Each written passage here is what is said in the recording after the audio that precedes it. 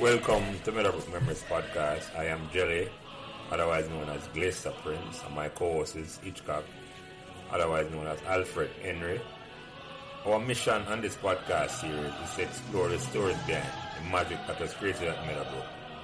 When over a span of 4 years, between 1982 and 1986, we saw the transformation of a small coeducational school with less than 1,200 students, 800 boys, 800 girls and 400 boys into a successful sports and scholastic champion, winning 7 major trophies, 3 Sunlight Cup, 2 Topping Cup, 1 Walker Cup, and 1 Nutriment Shield. And to crown these achievements, Meadowbrook also produced 2 Rhodes Scholars, Cavell Creighton in 1987 and Andrea Wright in 1989, both graduates of Meadowbrook in 1983. In this podcast series, we'll be speaking to persons, both males and female, who are actively involved in this incredible journey, along with friends and staff at Meadowbrook, which inspired the environment which created this golden era. We hope you enjoy our discussion. Please give us as much support and encouragement as you can on whatever social media platform you are listening. Welcome and thanks for joining us. Alright, ready? So, remember to like, share, and subscribe these Meadowbrook Memories podcasts so neither you nor your friends will miss another Meadowbrook conversation. Thanks. Go. Today is Wednesday, October 11, 2023, and welcome back to another conversation about Meadowbrook Memories. Me, as usual, Glacier, or Lance, or Jelly, or Prince, and any one of those names will do. Today we have 2 co-hosts because we have a very special guest today, and it is a real privilege to have both of these co-hosts who agreed on such short notice for this special conversation. So thank you both Wayne and Nadine for doing this on such short notice. I really appreciate that. Our first co-host have been here on quite a few occasions. He was responsible for the oldest member of our Meadowbrook Memories community to have joined the conversation, our former principal, 94-year-old Mr. Donald Bogle, and whose conversation you can hear in episode number 42, and links will be in the description bar. And like, share, and subscribe while you listen to Mr. Bogle's conversation. Wayne Swaby has done yeoman's work in the Canadian chapter of the Meadowbrook Alumni Association, and you can go to episode number 84 and listen to Wayne's Meadowbrook Memories in his own words. And of course, links to listen to Wayne's conversation will be in the description page. And like, share, and subscribe while you're listening. Our second co-host, Nadine Moulton, is the person primarily responsible for making this link for our guest tonight. And Meadowbrook Memories will be eternally grateful for making this connection. And Nadine has been doing tremendous work for the New York chapter of our Alum Association. And you can listen to Nadine Meadowbrook Memories conversation in her own words on episode number 25, and links will also be in the description box. And like, share, and subscribe while listening to Nadine Meadowbrook Memories. Our guest today started in Meadowbrook in 1961, 3 years after Meadowbrook was founded in 1958. She graduated in 1967, and she has a fantastic memories, as I know Wayne and Nadine can attest because I sent them the bio. And she has a lots of story to tell us. So I'm not going to go into that much at all. I'm going to let her speak for herself. But she was responsible, I don't know if Nadine or Wayne knew this, for spearheading the launch of Meadowbrook's first alum association in the late 1970s by the then principal, Mr. Warrentop, when he nominated the ad hoc quorum at the Principal's College, which is Mr. Top House and Springborn Avenue, as we used to call it. The quorum included, but not limited to, past students such as Cheryl McCullough Boxer, Geraldine Wilson Price, George Bygrave, and it included Helen, our guest tonight. But without further ado, Meadowbrook Memories welcome Helen Francis to our conversation. So introduce yourself, Helen. Go ahead. Oh, okay. Helen Francis. Graduate of Meadowbrook High School, entered Meadowbrook from St. Cecilia Prep, 1961. And I must say it was a very happy period for me. In fact, There were times when I was the first person to enter the school and would jump the fence. And I would say to myself, Meadowbrook is my oyster and I'm its sparrow. Okay. Until Mr. Bogle put a stop to it. Oh. My coming to school so early. Oh, that's so early you came to school. Okay. Nice. Yeah. All right. So, now I'll allow you folks to lead the show. Yeah, no, I'm going to do that. So, Wayne, reintroduce yourself back from me, Wayne. Thank you for doing this tonight. Trust me. Thank you for helping with the tech first, and just thank you for joining on short notice. I must do that again. Yeah, not a problem, Jelly. I'm Wayne Swaby, class of 83.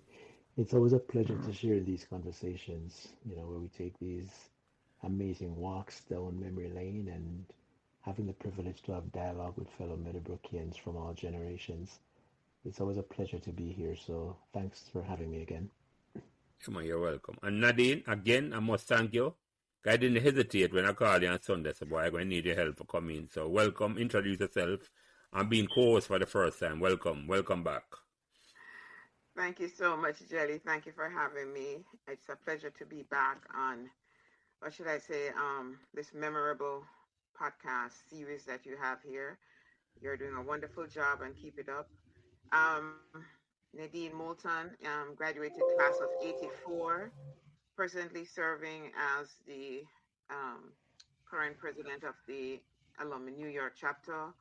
And Meadowbrook was my home away from home, and it is really a pleasure to walk down memory lane with you. Okay, thank you. Thank you, Nadine. Thanks again, Wayne. So, Helen, I don't know if you have listened to a couple of the conversation, but the first question I normally ask anybody who come on the conversation, did you choose Meadowbrook or Meadowbrook chose you?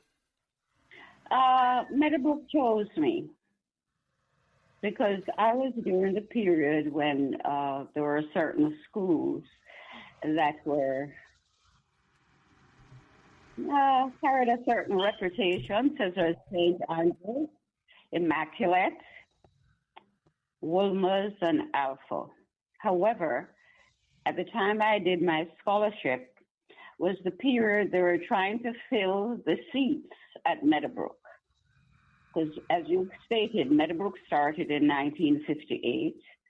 I did my scholarship in 1960. So Meadowbrook was still empty, so to speak. So Meadowbrook chose me. And where did you live at the time, Helen? Sorry. Where did you live at the time? Oh, in Kingston Spring, Meadowbrook area. Okay. So I was close to school. Mm-hmm. Yeah, but go ahead. Sorry, I've interrupted you. Go ahead. No, that's fine. So yes, Meadowbrook chose me, and I'm glad Meadowbrook chose me because I really enjoyed my time there. And one of the persons who made it so pleasant for me was Miss Peter King. Mm-hmm. I can say quite safely that Miss Peter King is one of whether many or a few people that I knew without a shadow of a doubt was very fond of me. Mm-hmm. And to an extent spoiled me at the same time. Yeah, she taught me as well, Helen. Miss Peter King taught. Oh, she did. When I started Meadowbrook in 1974. Yeah, man, she taught me Bible knowledge. What was the subject she taught you? Latin, at some time English literature, mm-hmm. RK, religious knowledge, mm-hmm. and we had a spelling class also. She did that. Mm-hmm. And I can say she basically filled in for everything. Mm-hmm. Nature study, when it was a necessity. Mm-hmm. And what else did she teach? And English, as well as English literature. Mm-hmm. Mm-hmm. Mm-hmm. She filled many caps or hats. Yeah, she also took care of fundraising. Yeah. There were tea parties that took place after school, there was the PTA dance. She would always launch that. There were many fairs that we had at Meadowbrook, very well attended. She was in charge of that. She was also the house mistress for Rothney. That I remember, yes. Yeah, she was the senior mistress, meaning she was the deputy head. And her office was used as the nursing station. She was also the guidance counselor. Oh, wow. Yes. Miss She Peter, did a lot. Miss Peter King was a jack of all trades and she did everything. And you're so correct. She was. And she did it with grace. Yes, that's exactly She right. just had to throw back her head and look at you, and you know you had to do as you're told. Yeah, Miss Peter King was that sort of teacher, Helen. I remember her as well. It's like, she didn't have to do much, but they had a great respect for her. Her presence was... Yes, she demanded respect without voicing it. Yeah. And she got it. Yeah, the teacher she remind me of in the later days were Wayne and Nadine can attest it. Like, she remind me of Miss Laidlaw. Yes. Of who? Miss Laidlaw, you wouldn't have known her. It's a teacher who came to No, Meadowbrook. I don't know But her. Wayne, I don't think Wayne and Nadine knew Miss Peter King, but yeah. Yeah, but They didn't. I've heard a lot about her from other people on other podcasts, and you can just, you create this image of who that person was, and you're right. The image sounds rather close to Mrs. Lady. no one, same way. Yeah, you had such a respect for her. It's like there's no way you will interrupt her class or you just and you're not going to allow nobody else to take advantage of her. That's not going to happen at all. That's the sort of teacher she was. There was one incident. For some reason, she always confused me with another student, Maureen Cole, currently Dr. Lou. And whenever something went wrong and I was that errant student, she said, which one are you, Helen or Marie? So I know I was okay whenever she said. I said, I'm Helen, Miss Peter King. Yeah. This particular day, I'm walking across the tennis court, and it was known you do not walk on the tennis court in your hard shoes. And there I was walking across the tennis court to get to the art room, and we'll talk about the art room later. Yeah. And she called out, take an order mark, and she didn't ask who I was. I said, oh boy, I'm home safe. Sure enough, that was the semester that Dr. Bogle left for Wolmer's, and for the first time in history, up to that point, the order marks and the stars were read at assembly. And here it is, Maureen got an order mark, and she's looking around saying, me? And I'm saying to myself, oh boy, she got my order mark for me. Ellen, Well, you have to explain. When you say order mark, is that the same as detention? yes, that's detention. Okay. Right, thank you, Wayne. I was just going to ask that. I have to elaborate. Because younger people don't understand what order mark mean. I had a fair idea what it was, but yeah. Yeah, it's a negative mark. Yeah. But let me ask you something, Ellen. You came into Meadowbrook in 1961, and I remember when you and I spoke, you said the school year started in January. So when did you take was it known as common entrance at the time? Yes. We refer to it for the most part as doing your scholarship exam. And the common entrance, there's a confusion there because if you only got a half a scholarship, they would refer to that as you're getting a common entrance to the high school. Oh, that's what so I you mean. pay half the tuition. Yeah, I remember that. I remember some people used to get half a scholarship. So that's where the name came from, Helen. Like a common entrance was like Oh, Yes. that was such a Yeah. that was such a Yeah. demeaning with You them. get that half a scholarship, so to speak.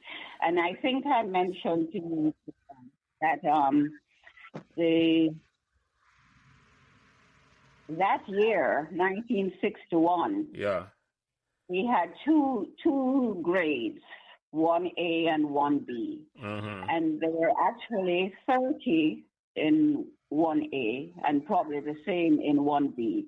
And 10 students from 1B were sent up to do the scholarship all over. And 9 of them passed. And one, again, for the second time, got a half scholarship. So we had a 90% pass, and which was better than all the other schools. But a lot of people confuse quantity with percentage. Yeah. I remember with one student who was in 1B, and she got a full scholarship in 1961. And when I pointed out to her, Meadowbrook came in first. She said, "What are you talking about? Look at St. Andrews. St. Andrews had maybe 75 passes." I said, "Yes, but 75 out of what?" I said, "Meadowbrook had 9 out of 10. That's a 90% pass." And she's telling me, "You don't know what you're saying." And under my breath, I say, "You Ginny ass."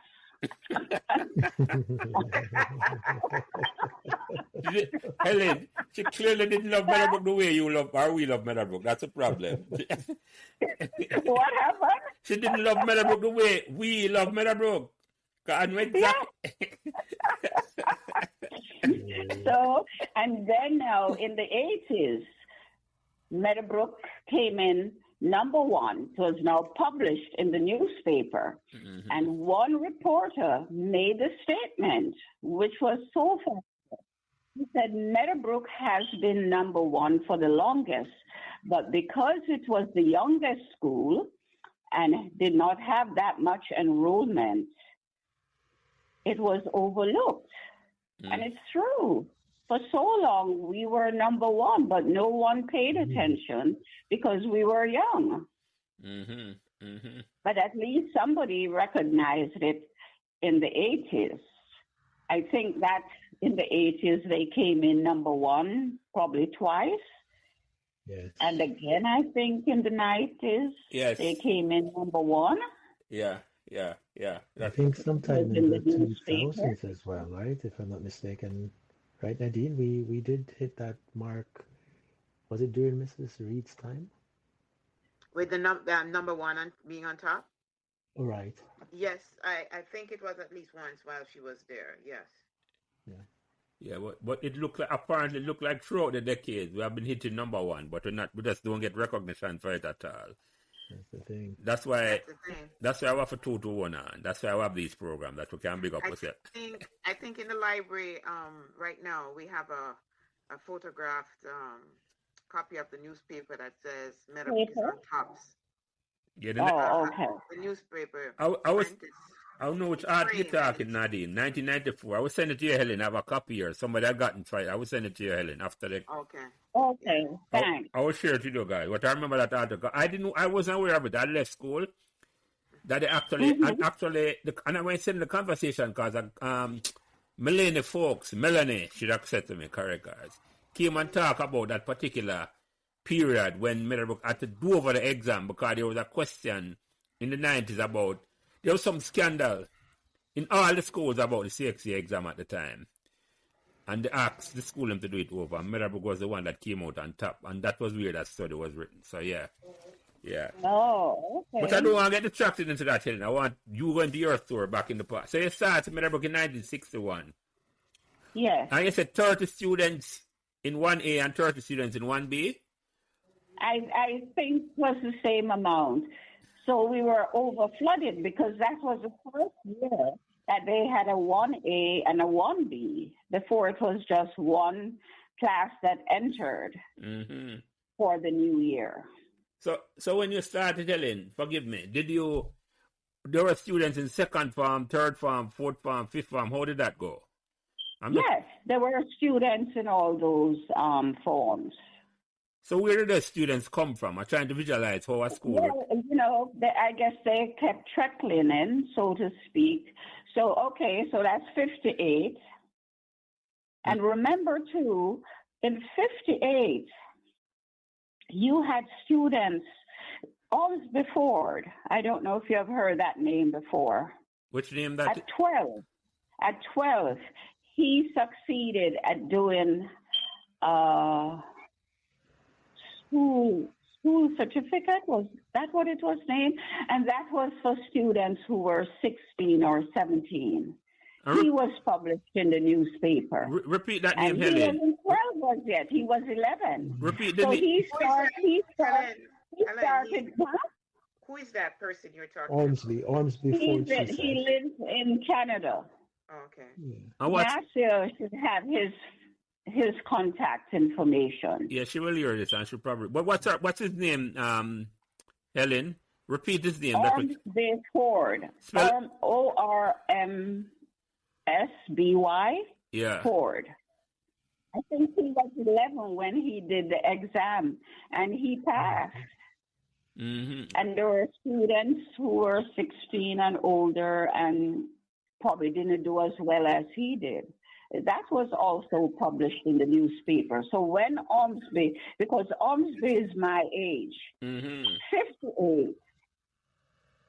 58, I would be 8 going into 9. Mm-hmm. So Ormsby started there at 8.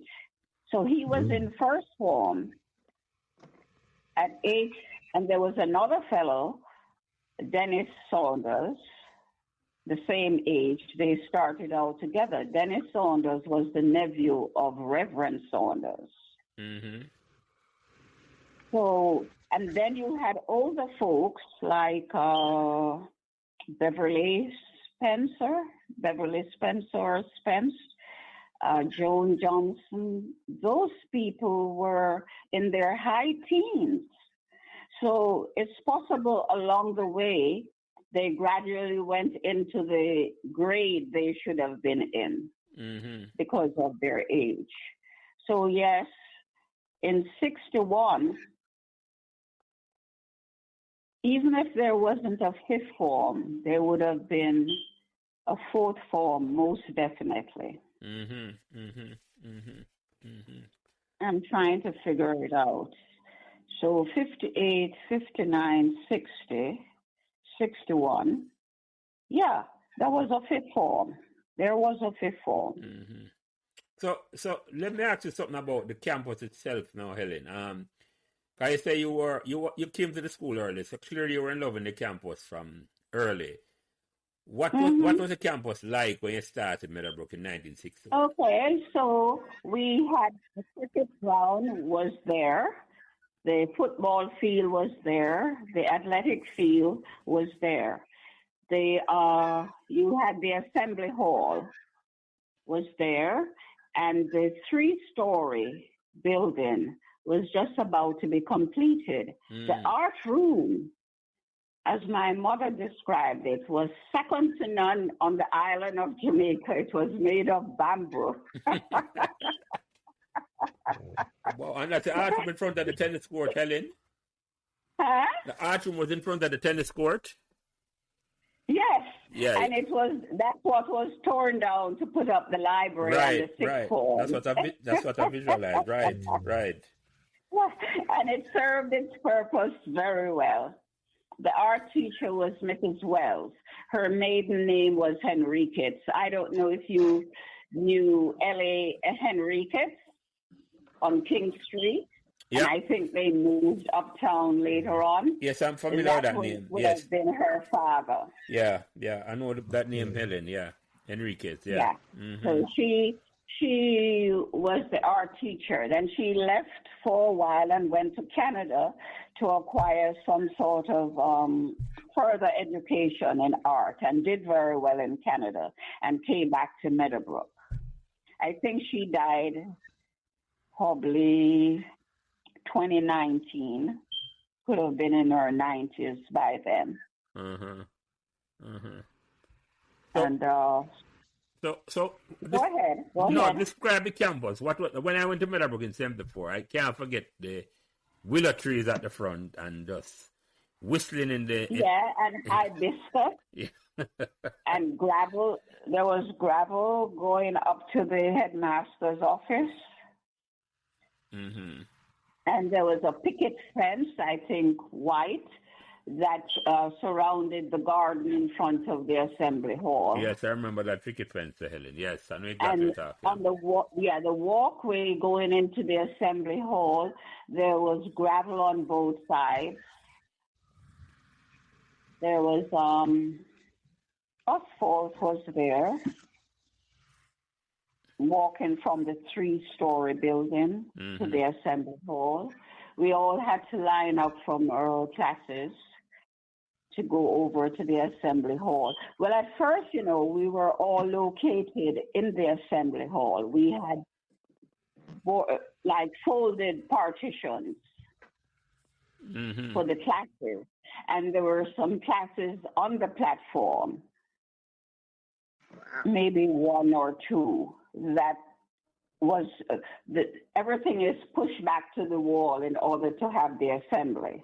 When you started, the 3-story building wasn't yet completed. That's what you're saying. It was completed, maybe just except for the lockers. Yeah. So we ended up there, I think, that same year towards the end of the year.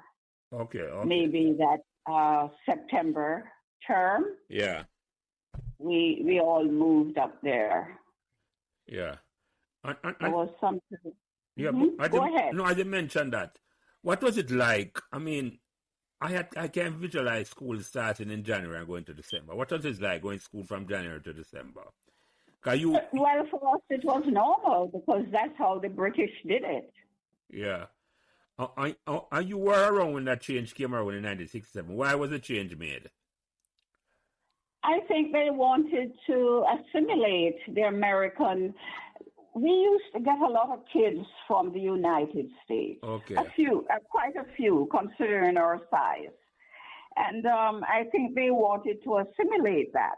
Not only that, a lot of Jamaicans went overseas or came to the United States for college. Okay. So they had to synchronize when they graduate in order to start school here. Oh, I got you. That makes it like a strategic movement to facilitate Jamaican students. Yes, it was. And to make things, easier for the Jamaicans.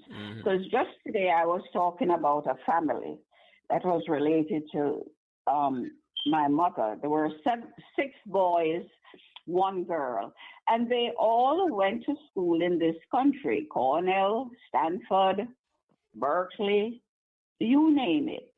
So it would have been a problem for them that they graduated December. So they would miss a semester. Yeah, I can't see. Assimilating up here. Yeah, that makes a lot of sense. Or they probably would miss more than a semester, because then they would have to wait until the following year, September, if they wanted to start out as a freshman with the other freshmen up here. Yeah, and most Jamaicans would have found it much cheaper to come to school in the United States than going to the mother country, England, which we were used to before independence. So yeah, that makes a lot of sense, Helen. Yeah, that does make a lot of sense. Yeah. I was just curious. So who are some of your friends then that you remember when you started in 1961? Some of the people in the classroom with you. Well, I sent you a list. You probably haven't read what I sent you. I did, but I want you to call them names. Oh, the names are there. And actually, I had left out about 5 names, which this week I remember those names. Laurel Carby, Philip Canton, Peter Phillips, Samuel Miller, Carl Ferguson. He's on the list. Neil Murray, he had a lovely voice. And he used to play football. No, I want you to call it out for me, Helen. I want you to call out all of these people names. These are... I'm doing that now. Okay, yeah. Now, Colin Suarez, he was a natural clown. When Mr. Neal, the science teacher and math teacher that year, when we had geography, he also taught geography. Well, okay, for science, when we did matter, and Mr. Neal would say to Colin, "What is matter? You're not paying attention. Tell me what is matter." Listen to Colin. What do you mean, what is matter? Nothing matter in the eye in the morning. Wow. And of course, the entire room would crack up. then for geography, when we studied the Earth's crust, and of course, Colin is not paying attention. So Mr. Neal would say, "Colin, what is the Earth's crust?" "Here, Earth's crust? You mean the patty crust?" But he had an answer for everything. He was just a natural, but he only stayed 1 year because apparently he had to use 2 different buses to get to Meadowbrook, and the 37 alone was 3 fares, plus the other bus that he had to get him downtown. So while today that may seem like nothing, in those days, spending 6 pence each way, that would be a full shilling. His parents transferred him to Kingston College. Mm-hmm. That's a whole heap of money. 6 pence and what? 3 shillings? 96. That would be a shilling each day. So for the week, that's 5 shillings. That would have been $1. You'd be surprised. Helpers were only making that. In fact, helpers at that time was probably making 4 shillings instead of 5 shillings. So picture somebody's salary paying for bus fare, and that's not lunch money. No, that would have been expensive, yeah. And a shilling, Ellen, remind me, equivalent to about 25 cents when it was changed over in 1968. Yes, or even more. No, more than 25 cents. I'm not talking about the valid amount. I talk when it changed over from in 1968. Why I'm asking, when I started primary school in 1968, Permacal Primary, I used to get 25 cents or 3 for lunch before it became. So I'm dating myself, but I was going primary school at the time. Was that called Prince Chopin? Chopin, yeah, Helen, what I'm talking. I know this to fly over you and Nadine head. Chopin, yeah man, I'm aware of that, don't worry. Well, that's what they used to say. Yeah, penny, and they had chopons, I think, a little bigger than a penny. It was bigger, but more spending power than a penny. But when I started, I get 20. And a tuppence was half of 6 pence. Yeah, right. The penny, Yeah. right. That's what I'm saying, the 6 pence. It was a whole heap of money, man. What the point is, Yeah, that was a whole lot of money. You know, when you factor in inflation and so forth, you realize it was costing his parents quite a bit. As I said, that was some people's salary. Yeah. For the week. Yeah, that's the comparison we need for true, Ellen. If it's like if household help are getting what the bus fare is, you must know the spending power was powerful at the time. The money could have gone far away. Okay. It sounds a little bit, but it could afford a lot of things. So yeah. Mm-hmm. So continue with this, the other friends them that you know, Helen. Talk about the other friends them that you remember. Well, there was Lauren Clark. His father, and it's probably not known in Jamaica, his father created the formula for cars. His father was a mechanic, and his father created the formula for cars to run on water. Oh. And General Motors bought it out from him for $5 million. Wow. Now you're talking $5 million in the late 60s. Mm-hmm. That's a whole heap of money. Yeah, Picture how much money that was. But guess what? They bought it because they didn't want to change from gasoline to water. Mm-hmm. So they bought it to squash it. Yeah, that's a common thing that these corporations do.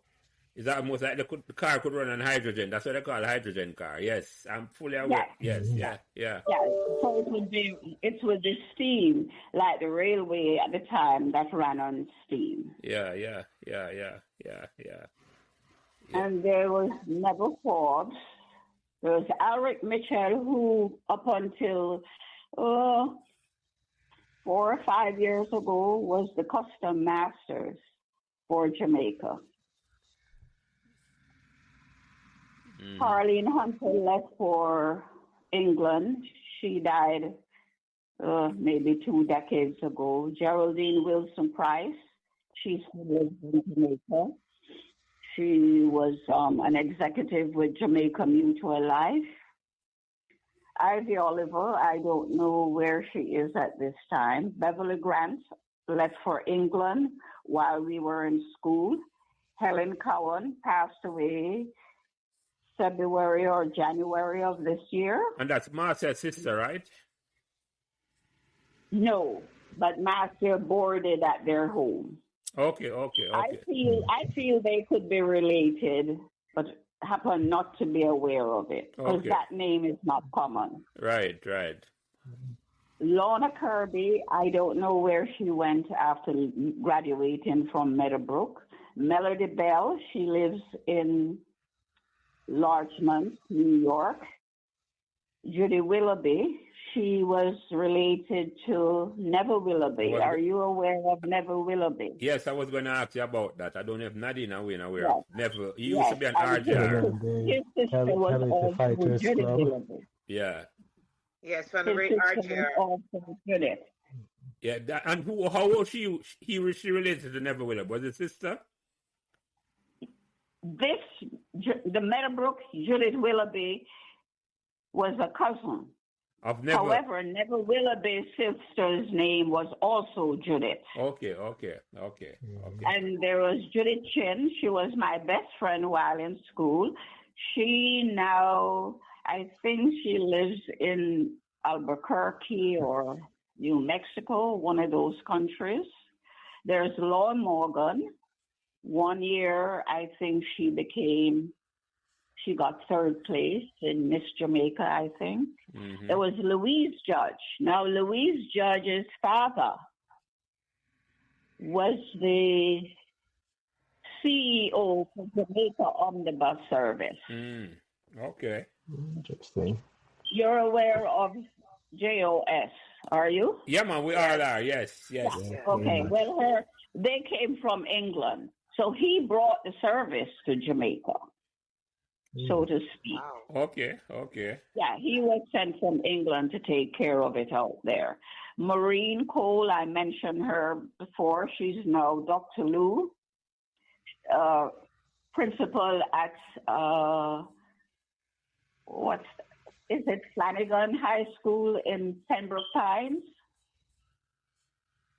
I think that's the name of the high school. Oh, I'm not familiar. I'm not from that area, Helen, but somebody will come and correct us, yeah. Yeah, and there was Shella Roy. Her cousin was Noel Midnott. She was transferred to St. Andrews. He was transferred to Jamaica College. He got married to Ava Gill, Miss Jamaica and Miss Universe, 1971. There is Patricia Lynch. She's now Watson. I think she retired from the Federal Reserve. There is Suzanne Boxer. She resides in Canada. There, Carl Ferguson, I think he's a developer, real estate developer. He resides in somewhere in Tampa. James Chase, I don't know where he is at this time. There's Evan Antonio. I don't know where he is at this time either. And there is Eugenie O'Neill.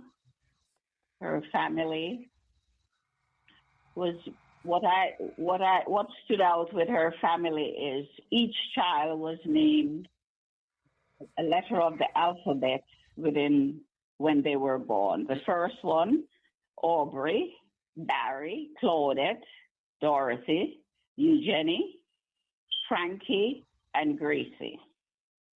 Mm-hmm. That's peripheral to Meadowbrook. Claudette and Eugenie attended Meadowbrook. Eugenie, for the longest while, she studied computer science in England, returned to Jamaica, worked with LOJ, Life of Jamaica. Mm-hmm. Mm-hmm. I think she left and went somewhere else to work. I don't know if she's still in the workforce. So those, Helen, that should have been, I must say this to you, you have a fantastic memory.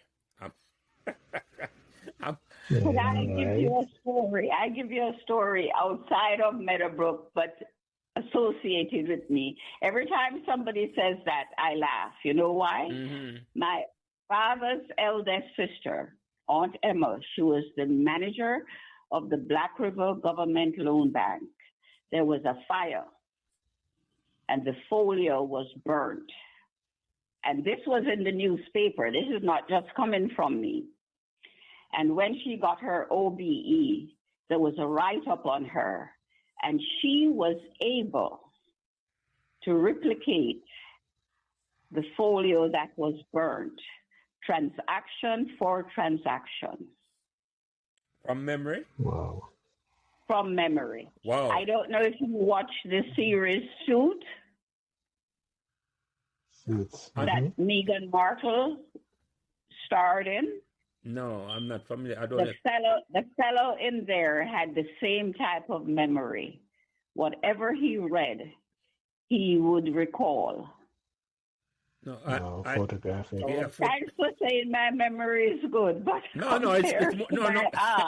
No, you tell me that story, I must upgrade it. It's a photographic memory I have. No, I see where you get it from. It's in your genes. Because you're reading off all these memories.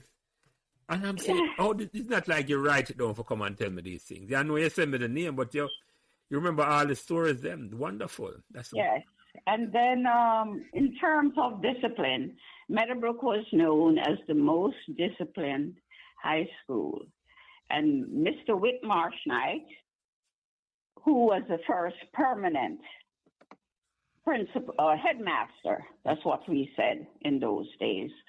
The first permanent one, he was transferred from Monroe. Mm-hmm. He was first master. Mr. Bogle was second master at Monroe.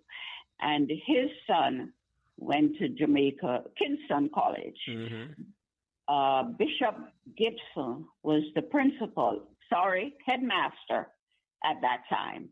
And for prize givings, Mr. Whitmarsh was in attendance.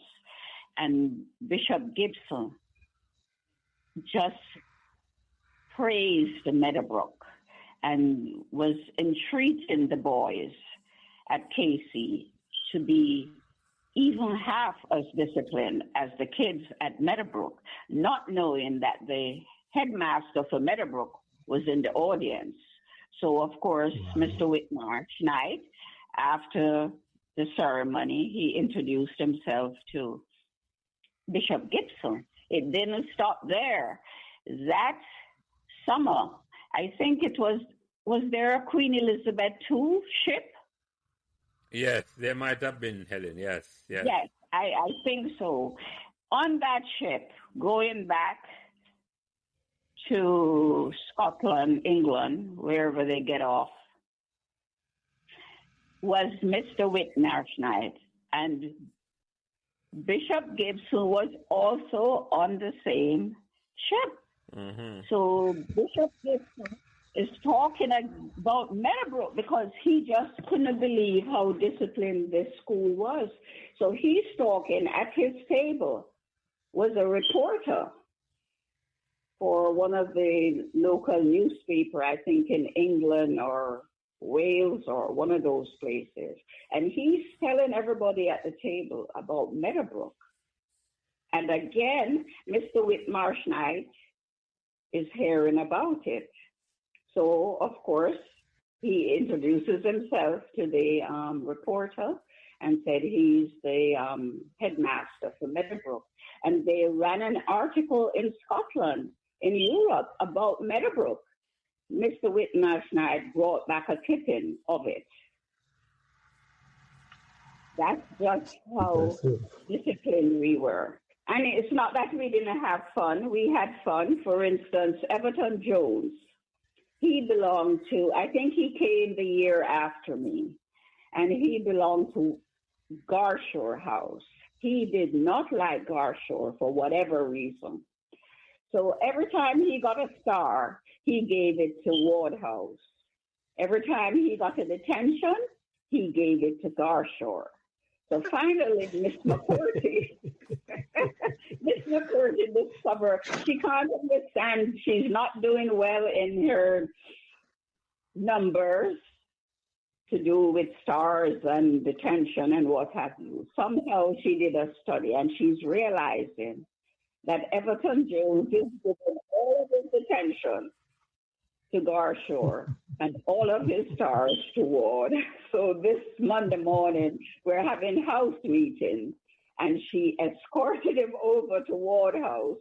We were having our meeting in the biology lab. That's in the 3-story building on the ground floor. So she walked him over and told him, never return to Garshore, stay with Ward. So, yes, we couldn't do a lot of things, but we did have fun in other ways. He had sense, you know, he knew Wardhouse was the best, you know? Huh? You see, I was You thinking were in Nadine, Ward that you were House. just helping them out. You were in Ward House, Nadine. Yeah. Yeah, Huh? even from back then. No, she was asking if could you're in use any Ward help House, they could Nadine. get. That's what she was asking. I was in Ward House. Yes, I'm a Wardite, yeah. Oh, okay. And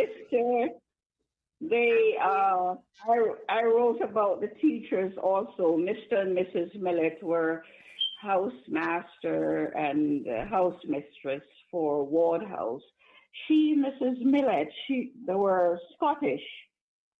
She taught us the chair. Zoom, zoom, Zaki. Did you do that during your time? No, What is that? Zoom? No, I'm not aware of that, Helen. Tell us about that. Zoom, zoom, Zaki. Zoom, zoom, zay. Kabush kaba, kabush kaba, kabush kaba, kabe. Ward House, hooray. Awesome. Helen, when you said that sound like, you know, like when you said that zoom, that sound like a Beanie Man song. Zintima. It's like the drums. The drums in Africa, right? Yes. Oh my gosh.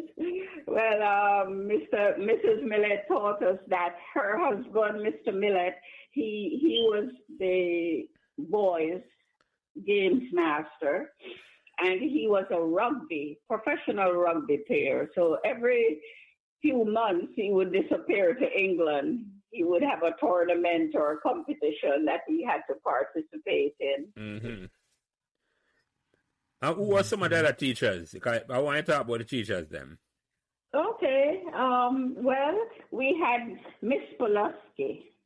She was from Poland. She had suffered from polio, so she used 2 crutches. She came to us from Immaculate. She did not stay long because she wasn't accustomed to a co-ed school. Immaculate, of course, was segregated, girls only. Then Mr. Singh came from Parkiston. He was the math and physics teacher. And I mentioned Mr. and Mrs. Millett from Scotland. Mrs. McTavish, I think her husband was Reverend McTavish. They too were from Scotland. Mrs. Rosemary Evans was from England. She taught English literature, English language. She did some drama also. Then there was Reverend and Mrs. McGee, again from Scotland. Mrs. McGee, she was sort of auxiliary. I think she helped in the cafeteria. Probably was in charge of I don't remember what else she did. And Reverend McGee, did At one point, he was an interim. When Dr. Bogle went back to UWI for a while, he took over till his studies were over, and he came back. And then there was Mr. Peter Kershaw. He was the math teacher. I don't remember the other subject that he did. He was from Wales. Mr. Market Smith was from the United States. He was also into physical education. Mrs. Fitchett was from England. She was into drama, not just for Meadowbrook, but I think at Tom Redcombe Avenue. And in the later days, I remember Mrs. Fidget, Helen, because in the later days, she taught drama and music, and she actually had a theater up by Irishtown where she lived. Yes, that's correct. That's correct. Then there was Miss Lawrence. She became Mrs. Cave. Oh, I remember her. My sister told me about her. She was an art teacher, right? Yes, that's right. That's right. But I almost forgot she was. Yeah. And there was Mr. Dennis for a while before the Millets. He was the ward housemaster. Mm-hmm. Then there was he's Jamaican. He was, or is, I don't know if he's alive. Mr. Hamilton was also Jamaican. He was for Garshore, I think, and he taught math also, and one of the sciences. A very pompous person, but in a nice way. Then Mr. Matish, he was Jamaican. He was Saunders' house master at one point. There was Miss Amy Stewart. Now, Miss Amy Stewart, she did nature study. She also did English. Now, her home in Black River was the first home in Jamaica that had electricity. Her father was a doctor. She was an older teacher. So we're talking going back more than 100 years. Mm-hmm. Had my mother been alive, she would be 102. And Dr. Stewart was one of her doctors. Mm-hmm. And that home is now used as a hotel. That's how large that home was.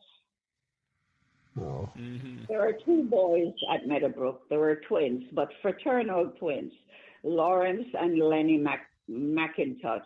Their grandfather, Dr. Johnson, also had a home close to Waterloo was the name of this home that had electricity for the first time. And that's Waterloo in Kingston, Helen?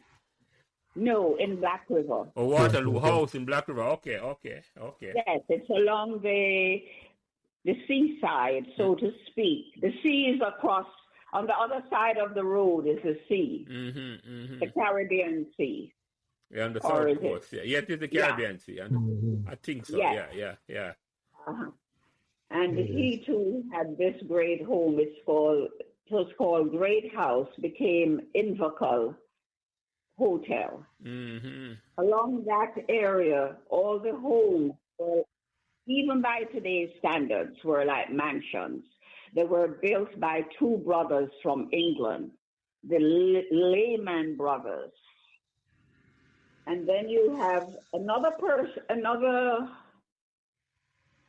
outstanding Jamaican that had a home along there. I don't know if you're familiar with Federal Records. Was that it? Yes, the record store. Yes. Cooley. Well, his wife was a Barakat, a Syrian. She grew up along there in one of those homes built by these two brothers. Mm-hmm. Anyway, let's get back to Meadowbrook. And there was Mr. Neal. I mentioned him before. He did science, physics, and math.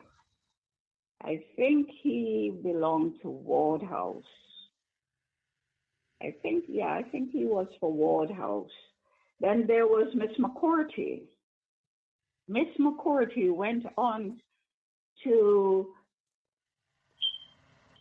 she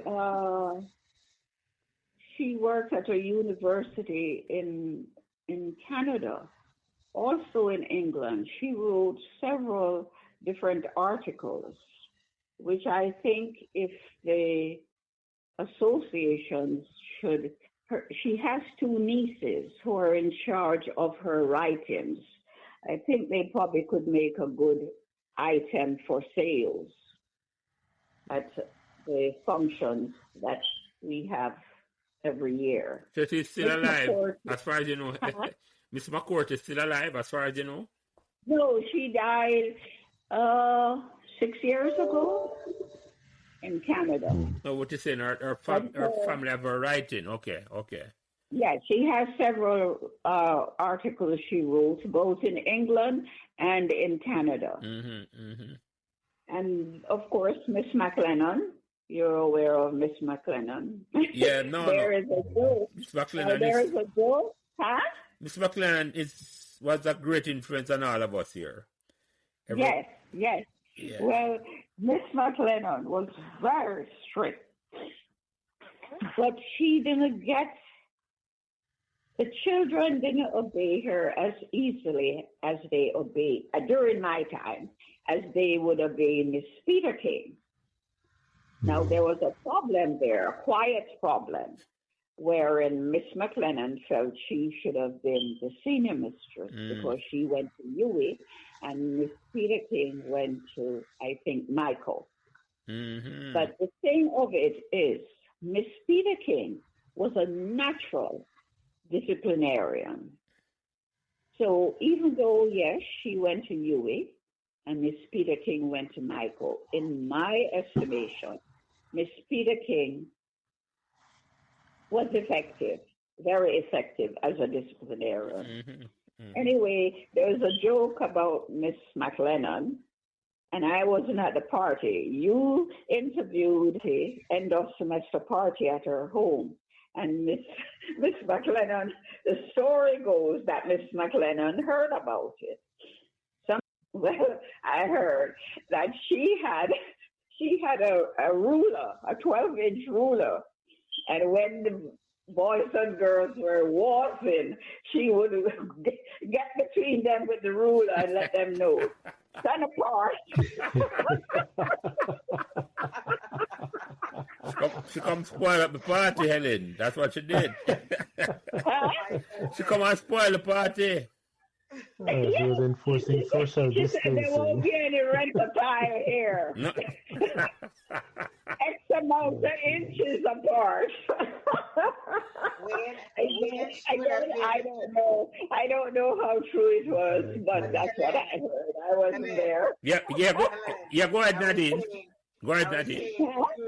During COVID time, when it was 6 inches, would have been perfect for them time, right? Yes. It would have been perfect. Definitely, Nadine. And then there was Mr. Adams. He was an older gentleman. He did math.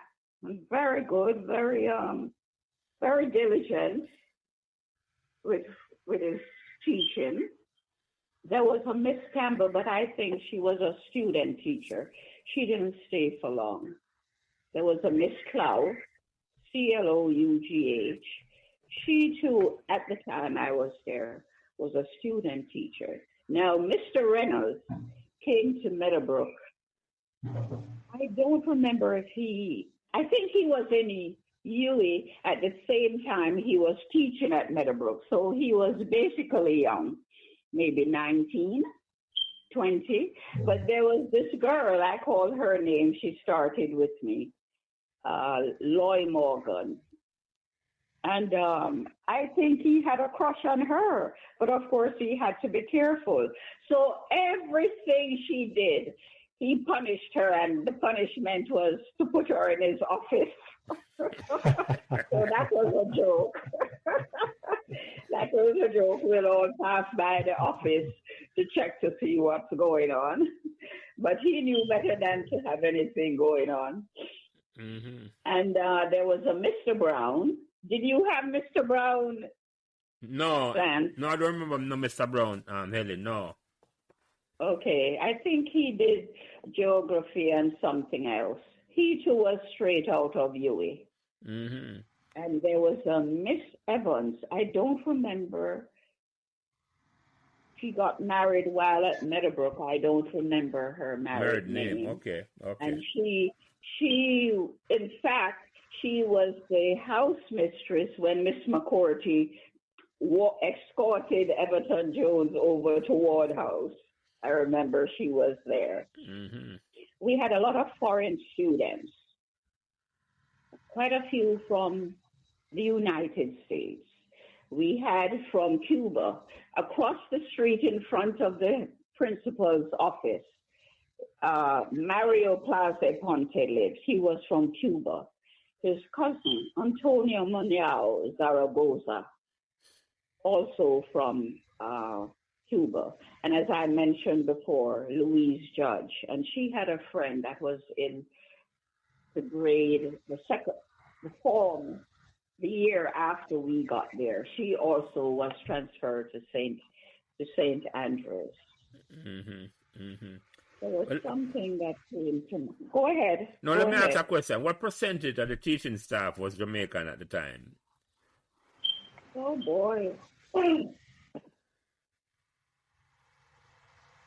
That's a very good question. I was thinking about that because Yes, yeah, that maybe 1/3 or 25%. or most of the staff. No. Yeah, go ahead. Sorry, you go ahead, Ellen. Sorry. Dr. Bogle, he is Jamaican. However, he's a Rhodes Scholar, so he went to school, Oxford. He went to Oxford, but came back with his wife, Mrs. Bogle, to Monroe. He taught at Monroe. He was the second master at Monroe. Then he became first master when Mr. Whitmarsh Knight left Monroe. Mm-hmm. Not that many, most of to play it safe, let's say 1/3. did Mrs. Bogle taught at Meadowbrook as well, right? During your time? Huh? Didn't Mrs. Bogle teach at Meadowbrook during your time as well? Oh, yes. She was my athletics teacher. So she did hockey for Jamaica. Yeah, Mr. Bogle did tell us that. She represented Jamaica in field Yeah, hockey. Yeah, she represented. I was here with her hockey club. Yeah. Her hockey stick. She said she also taught English, physical ed, and English. Yes. Yes. Yes. She did say English as well. Yes. Yeah. She. But Mr. Bogle came the year when you left Helen in 67. Yeah, he left the Easter. No, I'm saying. And I left the summer. Oh, so how long you had Mr. Bogle as your From 63. Okay, Mr. Bogle came in 63. So yeah, okay. 63.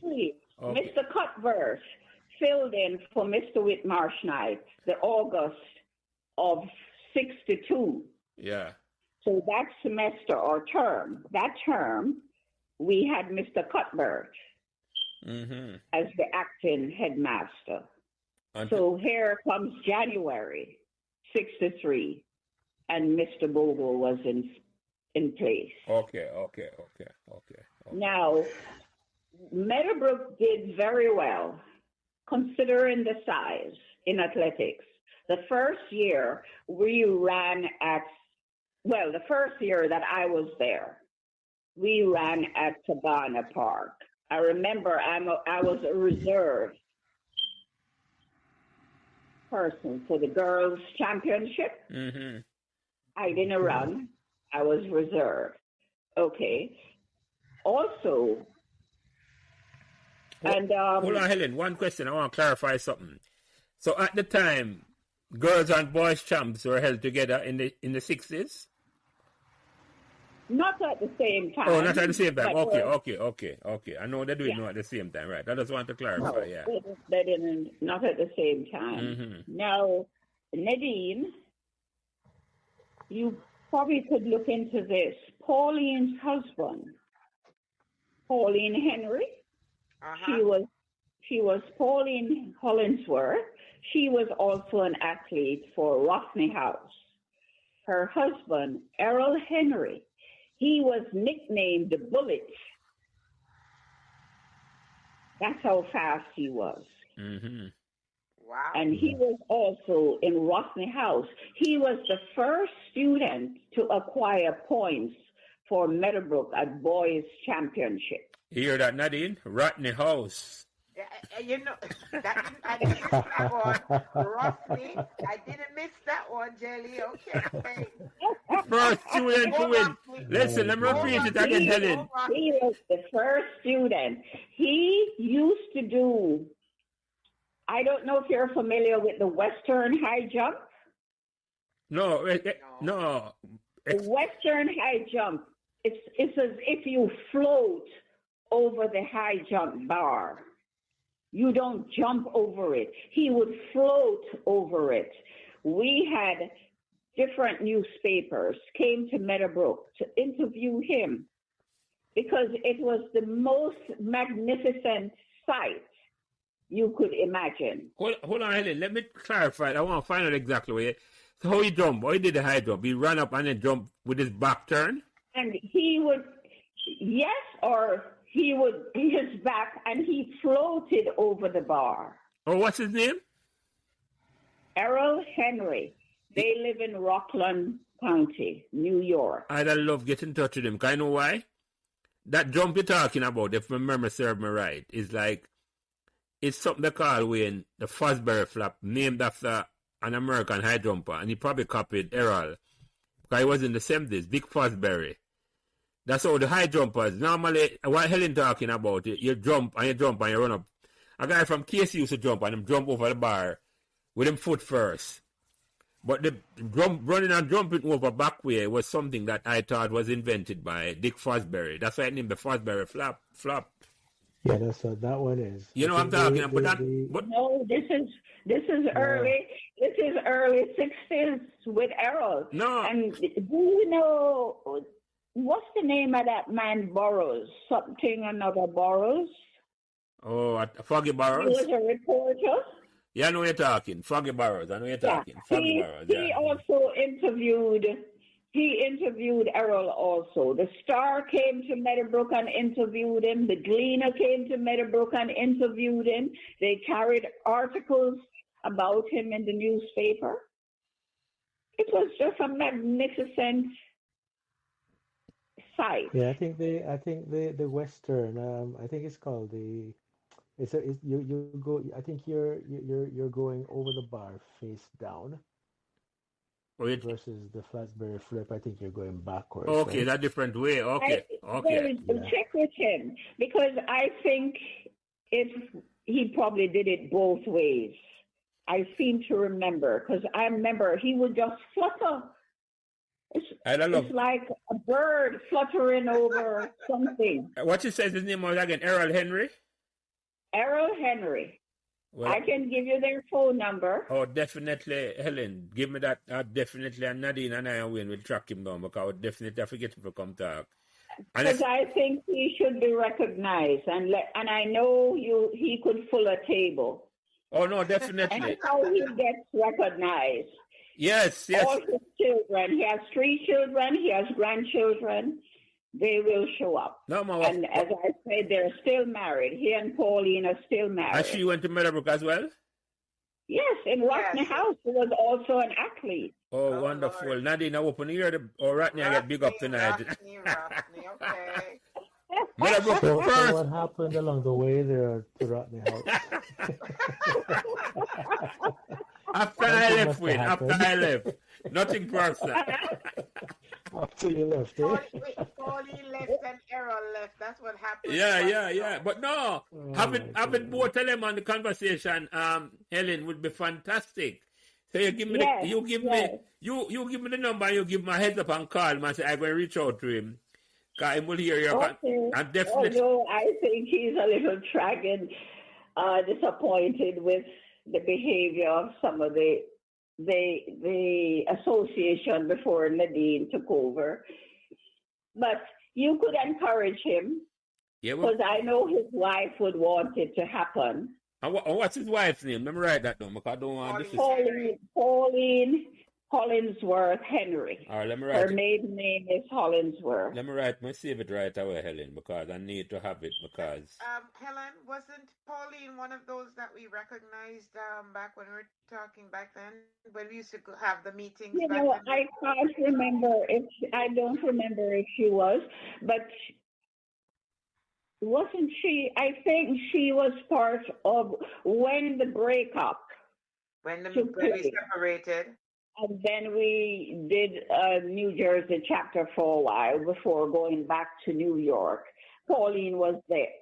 Oh, Pauline okay. was there. I remember her then. I remember her. Okay. Yes, I think you should remember her. Okay. You have met Pauline and Nadine, but not Errol. No. Okay, nice. So maybe No, I'll leave you to get in touch with Pauline. He's more reserved than Pauline is. Pauline is very outgoing. No, definitely. Now, going back to how disciplined we were, I almost overlooked this chapter. There was a girl that came to us. I thought it was Brooklyn. Somebody corrected me years later and said it was Bermuda, that she came from Bermuda. She could have been older than all of us. She was in 1A or 2A. I know she was in my stream. And she could have been a year or two older than we were.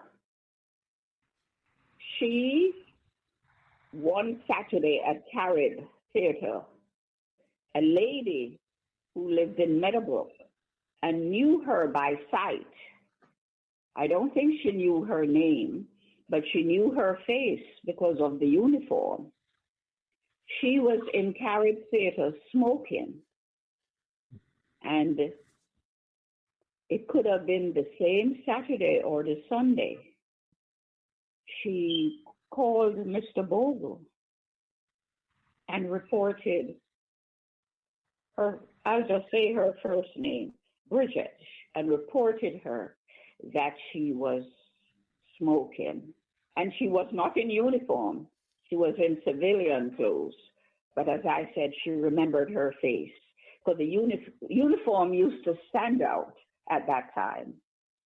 And that Monday morning at assembly, I don't think Mr. Bogle allowed her to come to school that Monday. She was expelled. She was the first student to be expelled from Meadowbrook, smoking at and that was cigarette she's smoking, Helen, right? Yeah, cigarette. Uh-huh. It was not the Jamaican lawn product. I want the people who hear the conversation hear how the disciplinary standard was so stricken at the 60s. So yes, that's why I had to mention that, Helen. So it wasn't that stuff. Right. And then I remember there was a half Chinese fellow. He was expelled from Casey. Or was it Wilmer's? I think it's Casey. And Mr. Bogle accepted him. For some reason, Mr. Bogle was lenient towards transferees. Plus, he lived in Meadowbrook. And he used to hang out with the wrong crowd at Kingston College. Mm-hmm. And some of those boys came on the property and approached him, and he took out those days a switchblade. A ratchet knife, you used to call it, Helen. Ratchet, yeah, that's ratchet. And the fight took place on the street, and he got expelled also. Mm-hmm. He was expelled. Mr. Bogle wasn't going to have that. Now, there are some students, could have been 64. They got suspended. They were playing dominoes in the bathroom while the sports day was taking place. And somebody reported them. And I think they got a 2-week suspension, but the parents appealed it, so it was reduced, I think, to 1 week. And that's just for playing dominoes. Huh? That was just for playing dominoes, you say? Yeah. Yes, for playing dominoes. Wow. There was no letting up. Yeah. All times have changed. Yes. Yes, times have changed. Just for playing dominoes. And in fact, one set of boys were playing cards, and another set were playing dominoes. And they were all suspended. They were playing in the bathroom. In the bathroom. Yeah. They were playing So in the Helen, bathroom. a question for you. So you talked about the teachers, and for some reason Miss Pulaski from Poland with polio is still in my head. But these teachers that you talked about, who are Americans, British, Welsh, whatever, what kind of influence do you think they had on the school culture? It's funny. I remember Miss McTavish. I don't think we were affected by. I know I wasn't affected. I was comfortable with it because the surroundings in Jamaica at the time, there were so many foreigners that were on the island of Jamaica. So it was like a norm. Miss McTavish, she taught English, and I remember she made the statement. I don't remember what someone wrote in an essay. And she made the statement. She said, I have no problem with anyone speaking patois, but you need to know the English language because that's what Jamaica is. They speak English. So what I'm trying to say is they weren't prejudiced that it would affect us in any way. They probably assimilated. And remember, too, Jamaica at the time was British, was still British. And for many years thereafter, the British were still on the island. Yeah. Of Jamaica. It took a long time, and some never left. They continued to be there. Yeah. So having all these people, I remember I worked at Wisco. Again, we're deviating from Meadowbrook. I worked at Wisco at Trevanion Park Road And Wisco Road. is where? What business is that, Helen?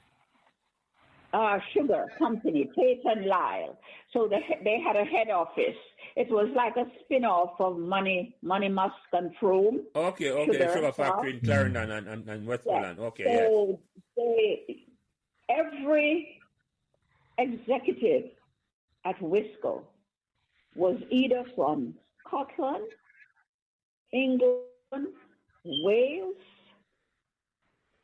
you name it. So here it is, I left Meadowbrook with that environment. I went to Wisco, and the environment is the same. All these foreigners were there. So for me, it was the norm, so to speak. And around the island, it was quite normal too, to see all these foreigners. Again, Jolly Joseph, that was English. So a lot of the workers there were English. And you mentioned Jolly Joseph, Helen. Oh, where that name came from? Because I came and heard that name, Jolly Joseph, and it was a Jamaica Omnibus Service. Yeah, Jamaica Omnibus Service. Yeah, I'm familiar with that. But I know my parents used to call it Jolly Joseph. Remember, Joss is the abbreviation of Joseph. Oh, so Jamaica and then usual JOS, Jamaica Omnibus Service. Yeah. Yes. So they call it Jolly Joseph. I was always wondering where the name come from. Yes. Only about familiar with that name, Nadine Arwin, Jolly Joseph. I've heard it before. I heard my parents talk about it, yes. Right. I just didn't know where it come from either. I didn't know where it come from. Thank you for that, Helen. That's some history I never know about at all. But Helen, talk to me about the uniform. Huh? Talk to me about the uniform when you came to school? What type of uniform did the girls wear? The girls wore the tunic, the tartan tunic, white blouse, tubercle, and again we had to wear a certain material. There was a material called tubercle, and you could wear that, or the white blouses could be made from tubercle or poplin and cambric.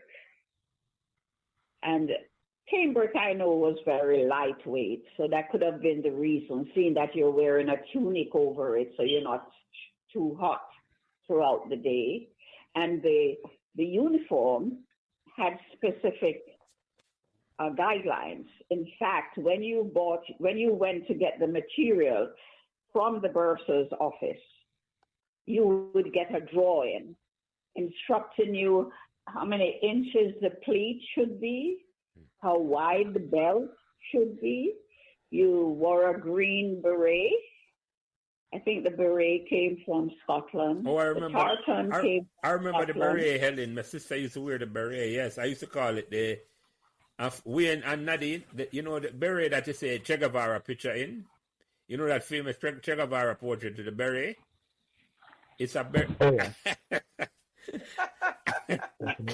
I call it Che Guevara beret, but yes. Tell me about the beret, Helen, because my sister used to wear it. Yes, What color was it? What color was it? That was a problem too, because some of the girls would come up with different styles because they don't want to wear the beret. So they would get called into Miss Peter King's office and reprimanded. But you had to wear that beret, no matter how hot it was. And it's something I'd like to point out. During those days, the temperature was more temperate rather than tropical, because you had so many trees with the breeze. Yes. It was nothing to be on campus with wearing cardigan, because it was so, especially at the bottom of the hill, it was so cool. From November until maybe February, March, it was pretty cool where you needed to wear your cardigan. Yeah, your sweater. The boys, Sweater we know it as had a Helen. blazer. Yes. Huh? I say yes, a cardigan. Yeah. I mean, most Jamaicans do know it as a sweater, but I know what you're talking about. Cardigan is the English term. Yes. Yeah. And I think that came from Scotland also, because everybody wore the same one. You purchased it from Miss Peter King's office. And the epaulets was either the bursar's office or Miss Peter King's office that you get your epaulets from. You also wore that metal badge with the emblem, with the Latin. Ita Splendid Vestra. Oh, the school motto. Okay, yeah. Yeah, the school motto. And then we even had the shoes that we bought from Miss Peter King's office, lacers. And then that became defunct after a while. Not everybody gravitated to buying the shoes because it probably cost more. Maybe they could have gotten it for less money elsewhere. So after a few years, that didn't take place anymore. And the beret, Helen, was it green and blue, or it was just green all the time? Green. All the time it was green. That's what I remember as well. Yes. Yeah. And we had the formal white uniform. We wore streamers out of the tartan, and you bought that also from Miss Peter King's office. It was tied across your shoulder under your arm, and it had to be done whether from right to left or left to right. I don't remember now. And the girls would wear dressy shoes for functions. The older girls would wear their heels. They were allowed to wear heels and nylon. And then it was maybe 6 to 7 that they started having uniforms, different uniforms for the sixth form, where they wore the tartan as a skirt. Yeah. and then white blouse with a tie. Okay, that The started in uniform. 67. Okay. So did you Yeah, go and to, they did, sold the tie. I think they sold the tie in Miss Peter King's office also. okay, so you went to sixth form, Helen? No, there was a problem there. There was one seat left, and this miss, she lives in Florida now. Because at the time there was a stipulation how many kids went to sixth form. I don't know why. I was due to go, and her father went and had a conversation with Mr. Bogle, and she was selected to go. I wasn't. I just dilly-dallied that year at Meadowbrook because I wasn't ready to go out into the world. I never have the right. You never have the right contacts. I didn't know. My mother got involved because Gloria Knight, she's my cousin. She's older, so I would say Aunt Gloria.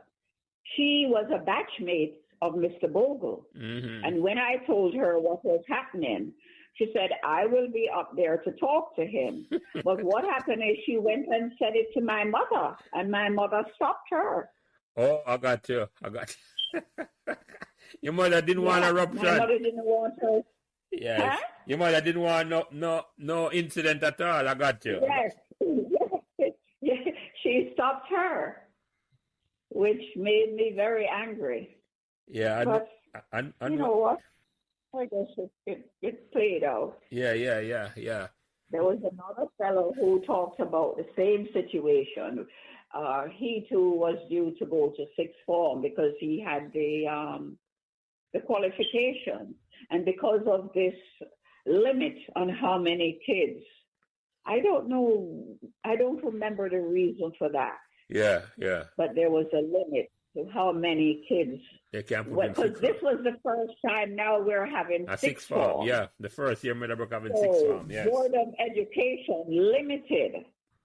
I don't know the science behind it. I don't remember. I remember I was told. I don't remember now the reason for it. But and I want you to talk about, Helen, how the students, you use the word decorum from the students when they were on campus. You said there was a strict scrutiny as it related to the expected. Oh, yes. Yes. Whenever any grown-up was crossing the campus, and if you as a student had to pass them in your travels, you had to stop in your tracks and allow that adult to pass. And it's only after they had passed that you could continue walking. But you couldn't just walk past a grown-up. Mr. Whitmarsh Knight always wore his robe. He would sometimes walk with his martyr in his hand. And what's a martyr? But he was always, when you graduate and you have your martyr, the hat, to signify he was the your headmaster. graduation hat. Okay. Oh. Yeah. He would have it in his hand, and at assembly he would have it on. I think Mr. Bogle, to a limited extent, would wear his, but Mr. Whitmarsh Knight never left his office without having his robe on. And he had a thing, if he forgot something in his office and he needed it, and if he sent in a student to get it, he would say, give my compliments to Mrs. Campbell and have her send me so and so.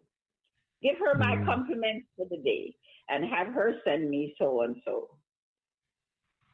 And Mrs. Campbell was who? But those kids, Mrs. Campbell at the time was the bursar. Oh, yes, I remember. She started with Wasn't she at the gala No, the other day? that was the secretary, Mrs. Smith. Mrs. Smith. Yeah, Mrs. Smith. Okay, Mrs. okay. Smith, yeah. Mrs. Campbell, I remember as well. But they started out together. Yeah. They started out together at Meadowbrook. Yeah, Mrs. Smith is in that early picture. There was something else. No, We played, huh? No, you go ahead. You go ahead.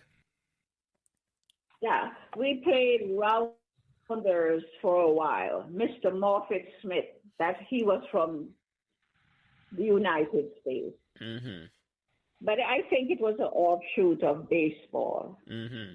We didn't play that for long, but we did play it. I remember I enjoyed it. I did very well at that. Then they also had basketball to a limited extent. There was a Chinese fellow, Richard Lee. His parents owned the grocery store on Red Hills Road that faced Whitehall Avenue at the bottom there. Red Hills Road facing. His parents owned that, and he competed with other schools for Meadowbrook in table tennis and basketball. What's his Very name? limited. What's his name, Helen? Richard Lee was his name. Richard Lee. Okay. I don't remember who else Okay. competed with him, but a lot of people weren't even aware of it that took place. But I thought the same Lee's food fair you're talking about. Also, the girls were taught. Is somebody talking? Am I cutting off? No, I was just asking if the supermarket you're talking about was Lee's food fair. Food fair could have been. Where was food fair? Food fair. Lee's food fair is on Red Hills Road. Was food fair across from Purity? No. No, are you talking John R. Wong that was in front of Whitehall there? Is that the John R. Yeah, Wong it was that supermarket across from on Red Hills Road facing Whitehall Avenue. That was John R. Wong. Lee's Food Fair is further down by Elizabeth Avenue. Got you. That's right. Oh. That's right. Near to Calabar. No. This was John R. Wong. Okay. And that was before. but at the time I was there, John R. Wong wasn't up there. But it could have become, because it was quite a large supermarket. Maybe the name changed, but it was John R. Wong. Yes, that was the name, but there. Yeah, it's possible. Now, the girls were taught country dancing and Scottish dancing, and that too phased out. We also, Miss McCourty was in charge of the, what's that, oratory? Speech. For the schools. So we would participate in recital at the museum. Okay. And that was a competition between different high schools. Mm-hmm. And she was very good at that. What I didn't realize and found out later on, that she wasn't that old. She was in her early 20s. But, you know,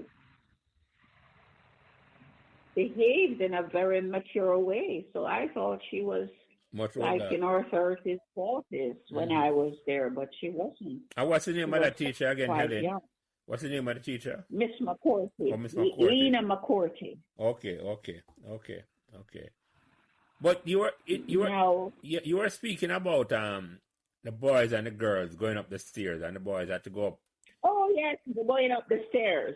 Now, when we went to the Assembly. the girls had to walk down first. The boys would walk behind.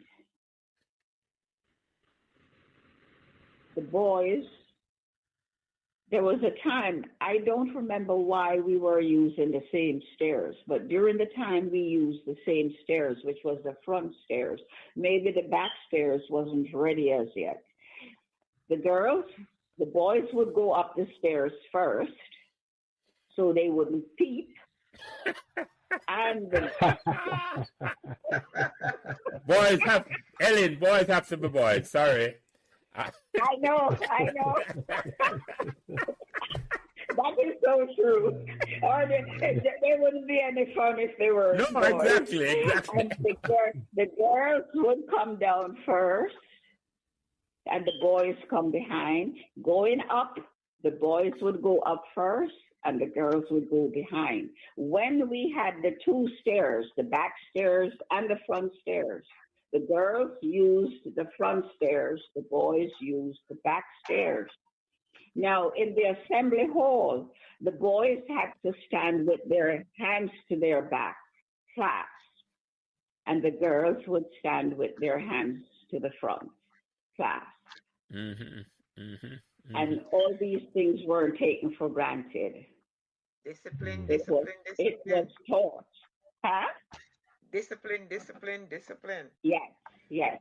That's why Meadowbrook was known as the number one disciplined high school. There was a separate solution for that stairs with the girls and the boys going up in later on when and Andrea King Bird, who had been on this podcast, she and a group of girls almost they took matters into their own hand because they lobbied for start wearing longer dresses. And when I asked her why, that was the reason why. To prevent boys being boys. So but I'm surprised about that because we had to wear our skirts covering our knees. No, but what she advocated for and got from Mr. Tarp at the time was yes, she could wear the skirt down to her ankle. Oh, okay. So that solved. I wasn't aware. No, that came about, yeah. Yeah, but when I asked her about that, to talk about the stairs thing again, see me, and I said, oh, so I mentioned it. Yes. That was a way to solve that problem. So who wanted to wear long skirt would have worn it, and it wasn't mandatory, I think, but it was like if people wanted. I thought it was at the time, it was a Black Power movement in Jamaica, and Rastafari was taking over, and I'm saying, yeah, maybe people, but it wasn't that. That wasn't the issue at all. It was just a practical matter that some girls just say, you know what? I want to wear a long dress that nobody, no boys can't peep up as them like to do. But what I heard was that there were some boys who would tie a mirror to their shoes and stand in front of the girls. I heard about that after I left school. Yeah, and apparently it did take place. So there was a girl who affirmed that.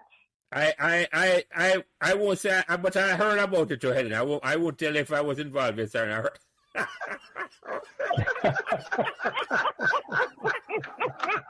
I want it to be involved with such behavior, but I'm aware of those behaviors as well. Don't worry. So, Prince, the question is, did you use a round mirror or a square mirror? That's the way. I'm not familiar. For the most part, those size mirrors probably were around from their mother's compact. But that's a common thing, man. Most boys who come to high school, that is something that they are well known to do, Helen. So yes. Yeah, you know, we had, even though they were strict, they found their way of having fun. They another thing to do was with discipline. There was a mango tree. I don't know if it still exists. When you could see that mango tree from Miss Peter King's office, and it was always laden with mangoes. We could not pick those mangoes. Oh, what type of mango was it, Helen? You know, was it common mango or green mango? Or blackie, as I used to call it, maybe, yeah. Blackie, that's it. Yeah, okay. Blackie. And they built a bench, a circular bench around the tree. That was one of the places we could sit and have lunch. And you would better not pick a mango, because Miss Peter King was always looking through her jealousy windows. And there were the cooler plum trees. That also, you couldn't pick those plums. If they fell to the ground, you were welcome to pick them up. Yeah. But you could not pick them. Let me ask a question, Helena. They're talking about school decorum. Did the girls get caning? Because I wasn't aware. I know a girl got caning, and wasn't aware that girls got caning when I was school. Did the girls get caning?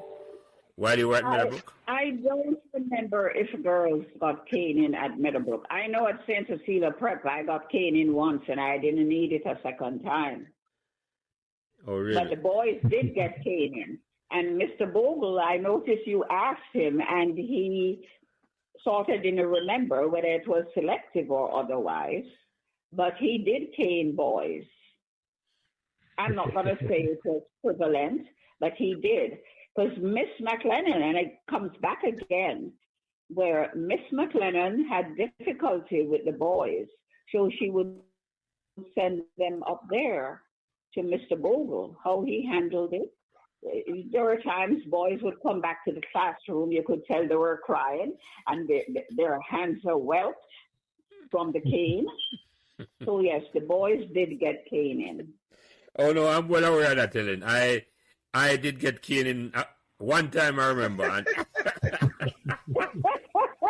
from Satap, and they have been stories on this podcast. And Mr. Whitmore Schneid did do caning also. Yeah, and there have been popular stories on this podcast about some famous caning. So when you get a chance to listen to it, you'll hear them. So yeah. I wouldn't know what I'm talking about. So yes, yes. Oh.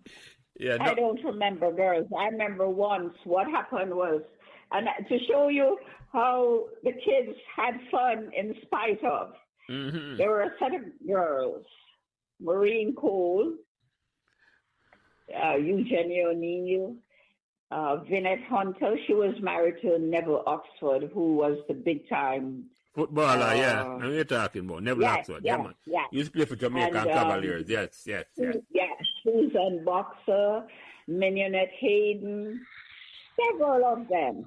What they did was they turned their belts back ways. I think some of them went to the extent of putting on their tunic back ways. They turned the shoe, they put the left shoe on the right foot and the right shoe on the left foot. And it caused a big laughter in the assembly. And of course, Mr. Bogle noticed what was going on and he recognized, because each form had its own line in the assembly room. And you walked in according. First form came in first, second form came in, the girls first, then the boys, and there was a sort of hallway, a pathway between the girls and the boys. So Mr. Bogle was able to recognize which form it was. And of course, it was my form. I wasn't a part of it. I didn't even know it took place. So Mr. Bogle came in the classroom and he said he wanted all the girls who were misbehaving in the assembly to go up to his office. Everybody shouts out my name. So I said, what are you talking about? I wasn't a part of it. And they dragged me out of the classroom. So I went. So they said, Helen, come, because he'll be easy on us if you come. So you normally behave. So when I got upstairs and it dawned on me, Helen, what if Mr. Bogle report you to your mother? And let me tell you, I didn't mess with her. So when we got up there, I said, you know what? I am not going in there. I wasn't a part of this. And they all shoved me into the office and I stumbled onto Mr. Bogle's desk. And he covered his mouth because he's laughing.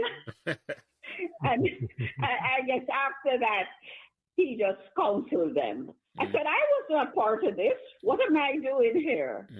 And he was chuckling under his hand. He covered up his mouth and he gave them a warning. And they got away with it. But yes, we were disciplined, but we got up to tricks too. Nothing serious.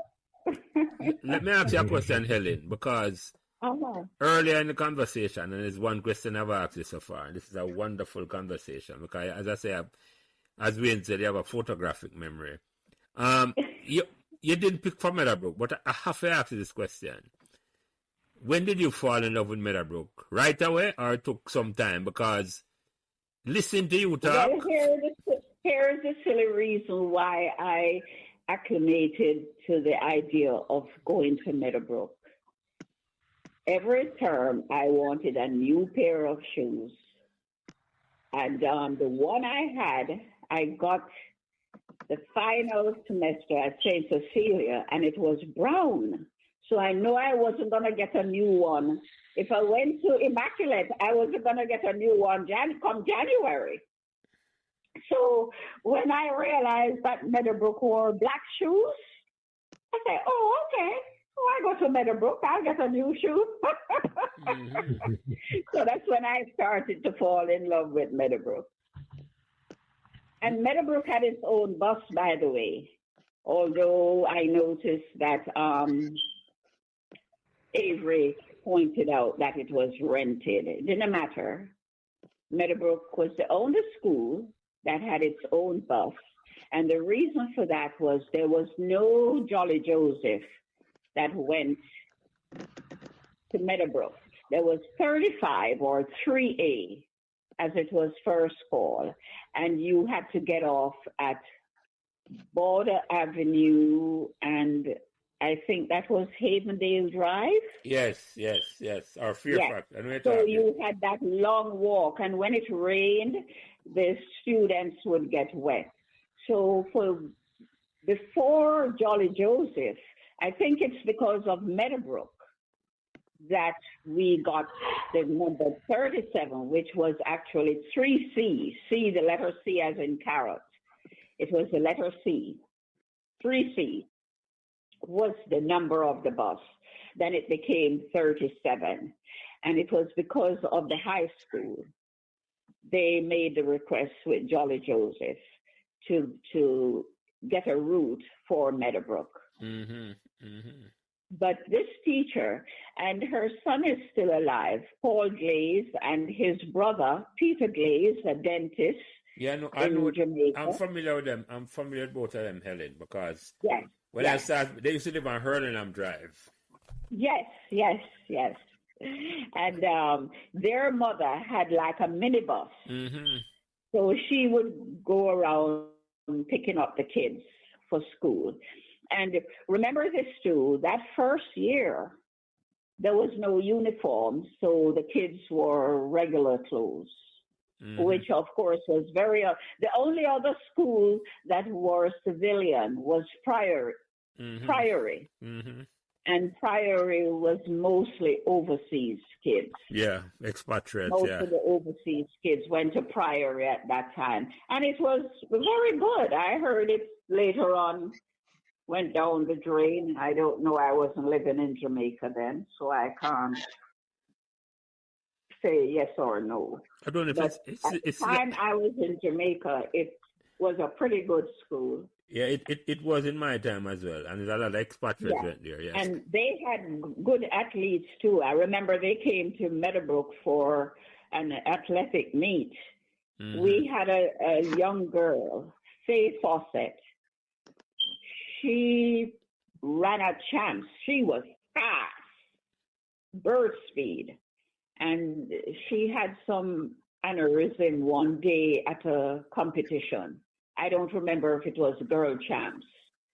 And was rushed to the hospital and she died. I remember Mr. Bogle took us. The funeral was in St. Mary. And Mr. Bogle hired probably more than one Jolly Joseph bus, chartered, that took us to the funeral. I remember I traveled with him and Mrs. Bogle to the funeral. It was well attended, and we had to wear our uniform. I don't remember if we wore the tartan or if we wore the white. What's her? What? Repeat her name for me, Helen. Faye Fawcett. Fawcett. F-A-W-C-E-T-T. Yes. Okay. Yes. Okay. Faye Fawcett. Very fast. I'm trying to remember what house.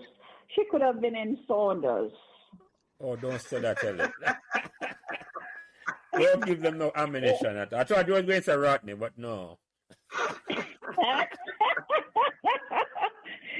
Wayne, were you in Saunders? Wayne? Hello? I don't know if Wayne here. Wayne, you there? Maybe Wayne must have fallen asleep. oh, yeah, No, I was on mute. I was talking, but I was on mute. No, I was actually in Gartshore. Oh, you're in Darshore. Okay. Yeah, I think Helen, I think she was in Saunders. yeah, Helen said that to you, Wayne. Oh, God, sure, yeah.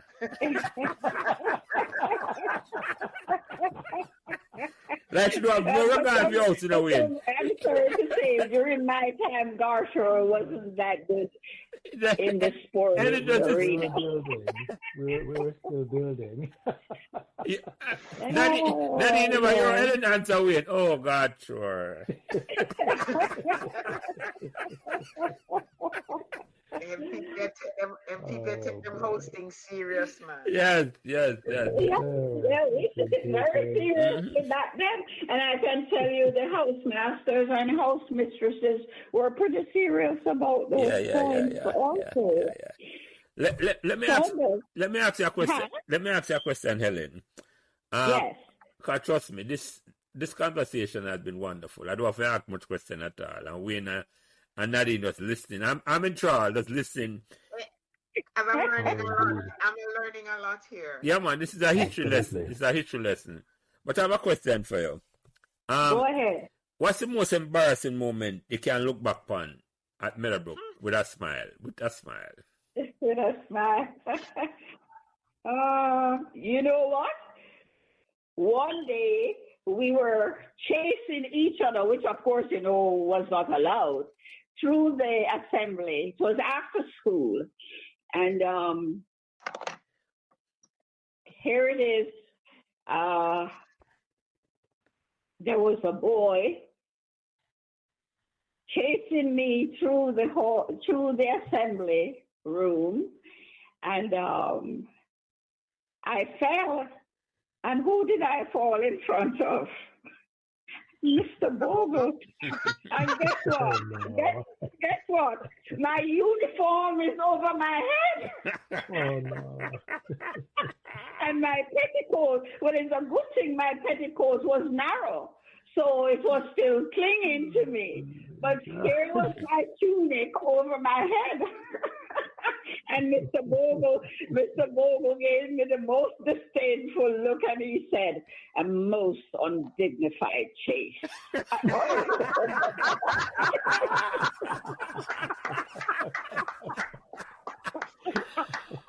Wow. Awesome. And I was sort of very reserved and shy. Yes, I would play, but I did you ever look him in the eye again after that? Huh? Did you ever look him in the eye again after that? Long after. He said, and he's tall. And he's looking down on me on the ground, and he said, "A most undignified chase." Well, another friend who started with me in 61, she now, I think it could have been the same incident behind me. She's walking out of the assembly hall, and Mr. Bogle, is there. The side of the assembly hall, I don't know if it's still there. It's like a ledge, and you can walk up. It has maybe 2 steps, 3 steps. It's still there. Yeah. Okay, yeah. Well, she's coming out of the assembly room, and she burps. She pushes back herself and her stomach, and she holds her stomach, and she does a big burp. And who is there looking at her but Mr. Bogle? I think it was right after I fell, but she didn't like to be reminded of it. Mm-hmm. He didn't like to be reminded, but he told me. You know what? You know what? Listen to you, Helen. No, listen to your converse. Listen to your story. It just seemed it just seemed like you had so much fun going to Meadowbrook. Yes, I did. I really did. Yeah. I enjoyed it. I remember Miss Peter King caught me one day. I don't know what got into me, and I'm picking the coolie plums. She's looking out the window of the 3-story building, and she came down the stairs, and she waited for me, and she said, "You never cease to amaze me. You're one of the most ladylike students, and then sometimes you do things that just baffles me. Don't you know not to pick the plums?" So my punishment was to go in her office, and she would hand me all these, because I'm telling you, I don't know where she found time to do all these things. But the grades were turned in by form order had taken place. So all the grades are turned in by the individual teachers. And she now has to put them in her book from which she creates the report cards. So she would give it to me to do as my punishment, and she would say, "And when you get to your form, don't you dare look at those grades. Don't touch it." But I enjoyed Meadowbrook. Yeah. I enjoyed Meadowbrook. I can't hear her telling, but so did we. I can't speak for myself. Yes. And I know I can't speak for Nadine now. I can't speak for myself and Nadine and Wayne. Best days for me. Glorious, Yes. times, Without for sure. Those a were doubt. my best days. And as I said, when I would get to school in the mornings, well, Dr. Bogle, Mr. Bogle, whichever one, he put a stop to it at one of them. He apparently was watching me from the headmaster's office because the gate would be locked, and I would climb over the fence. It was concrete, and it was low enough for me to step over it. And he eventually, I guess he watched enough, and he probably said, "Okay, let me allow her some time." And he, at assembly one morning, he said, "There is a student who keeps coming to school very early in the mornings and steps over the fence, and it must stop." He never called me by name, and I know he knew my name. And I never did it again. Yeah, But I was still early. yeah, that was a lot of class he displayed there. Yeah. I love that. But There was one day in his class, it was civics, and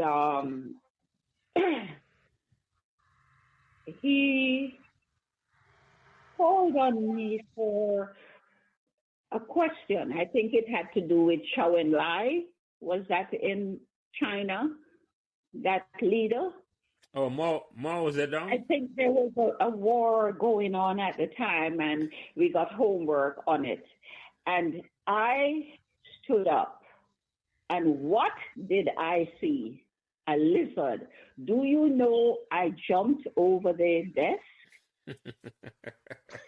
Don't ask me where I got the strength or the aptitude.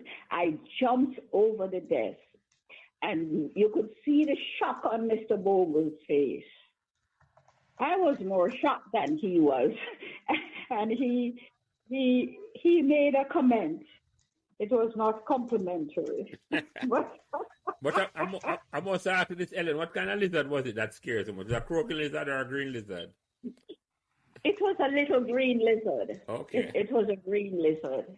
Okay. Because there was a building behind the staff room. Was it still there for you? Next to the prep school.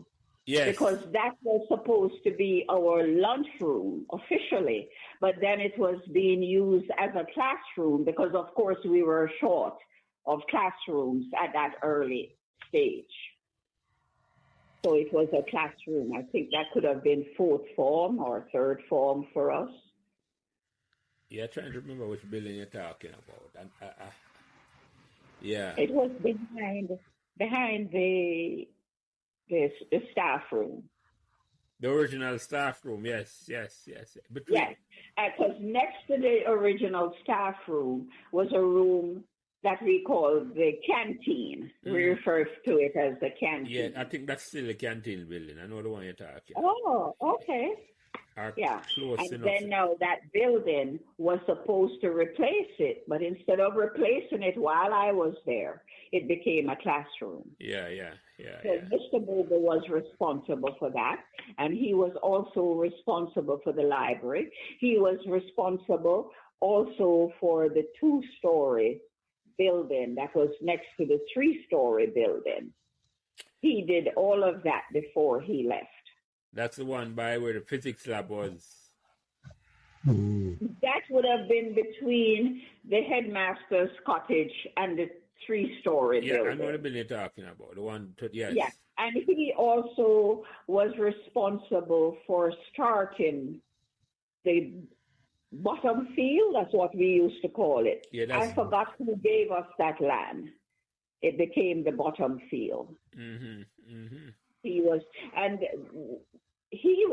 when I say he was passionate about cricket, and I guess he played for Oxford, he was just passionate for cricket.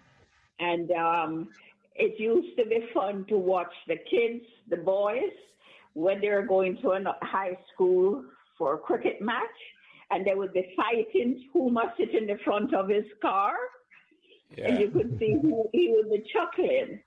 And there was one, Dennis Saunders, he died, I think, 2019 in Georgia. He always wanted to be in the front seat, but they had to they took turns.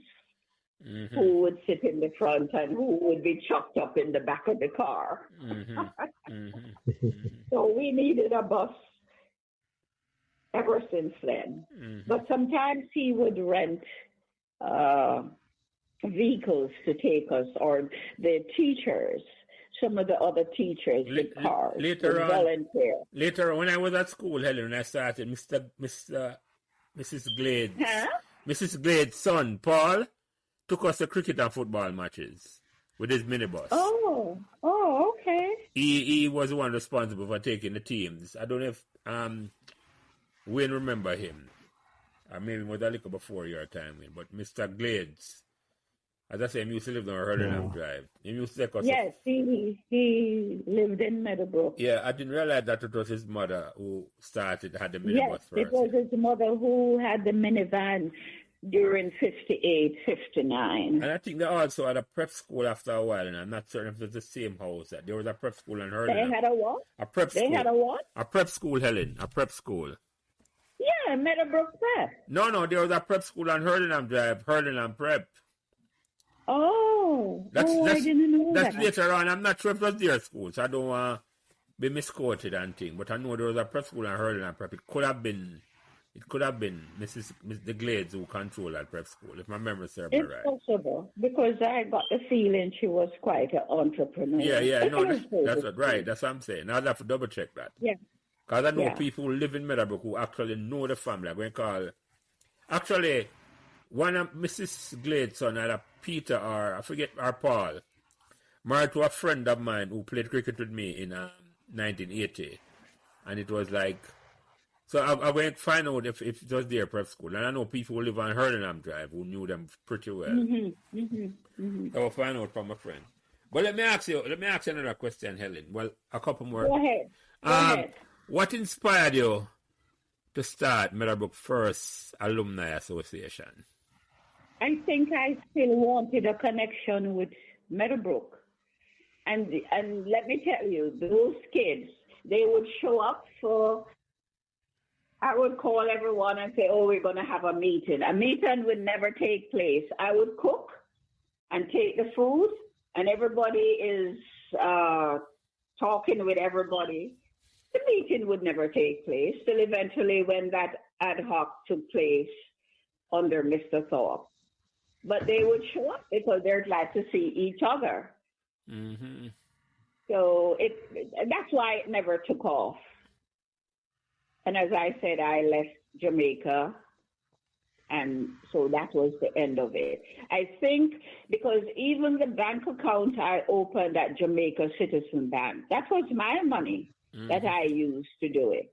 That's how much I wanted for the association to take off. What did take place was I remember Meadowbrook. I worked at Jamaica Mutual, and the Jamaica Mutual had a netball team, so they would play the current.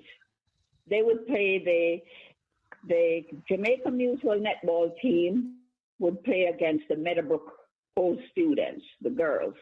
Mm-hmm. And I remember one Sunday we had a big meet where I don't remember if it was football for the boys or cricket, and they played against the current team for the school. Mm-hmm.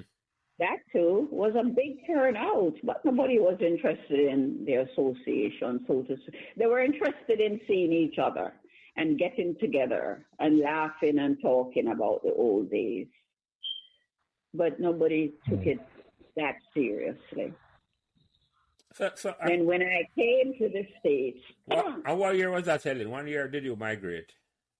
Okay, in 71, it's around 1970, early 71, that we had the ad hoc. That August, I came to the state and stayed until the following year, February or March. I remember when I returned to Jamaica that week, Meadowbrook was having its sports day. I again left Jamaica 73. Hello? Yeah, man, we're here, yeah. Okay. 73, I came to the States, and Claudette Shields, June Campbell, Claudette Shields Bell Navis, June Campbell Bogle, Patricia Lynch Watson, Donald Samuels, and myself. We would get together at my home in New Jersey for different holidays, for Thanksgiving, during Easter, and what have you. We would always be discussing the starting the association. But what was happening was every time we got together, the same people weren't there for the meeting, and you needed a certain number for the quorum. Mm-hmm. So this went on for 2 decades, where we would get together, we said what we were going to do, and what have you, till eventually, it was not until 94, Dennis Grant worked at Prudential. I was in the Wall Street area. I would see him. He remembered me. I just remembered his face. But he would not tell me where he knew me from. He would always stop and say, oh, you so-and-so. He would never say, did you go to Meadowbrook? And I was determined. I said, I know that face, because he was quite an athlete for Meadowbrook. He played Sunlight and Manning Cup, I think, after I left Meadowbrook. And one day, it's like a voice said to me, Helen, try to picture him as a boy. And as soon as I did that, I remembered he went to Meadowbrook. So the next time I saw him, I said, you went to Meadowbrook, didn't you? So he said, finally you remember. So I said, yes, I remember you now. So I said, for years I've been trying to get the association off its feet, and it's not happening because I don't have enough people, and I really don't know that many Meadowbrookians, only those who went to school with me, and it's a limited amount. So he said, he had a group that he got with Sam, the judge. That's Reggie Sam Walker. Chung Loy. Yes, and Reggie Chung Loy, he's a surgeon. And Ophelia, I don't remember her last name. But he was telling me all these people. So I got their numbers from him. And then before that happened, there was a girl who worked with me at Jamaica Mutual. I would see her on the New York bus because I would drive to the park and ride, catch the New York bus. And I recognized her face. And then one day, I said, I know your face. So she said, yes, we work at Jamaica Mutual. So then it came up that I started talking to her how I'm trying to get the association together. And she said, guess what? A Meadowbrookian works at my office. So I said, who is that? So she said, Emerson Miller. So I said, I don't know a Emerson, I know a Ralph. So she said, that's him, Helen. But his first name is Emerson. So at the office, we call him Emerson, but he's Emerson Ralph Miller. So he showed up for a meeting, and it was after he showed up for the meeting now that I recognized Dennis Grant. And because Dennis was the first president of the New York chapter, and I was the vice president. Then there was a fallout, and I became the president. And so all these people came to my home, and Oswald Barrett.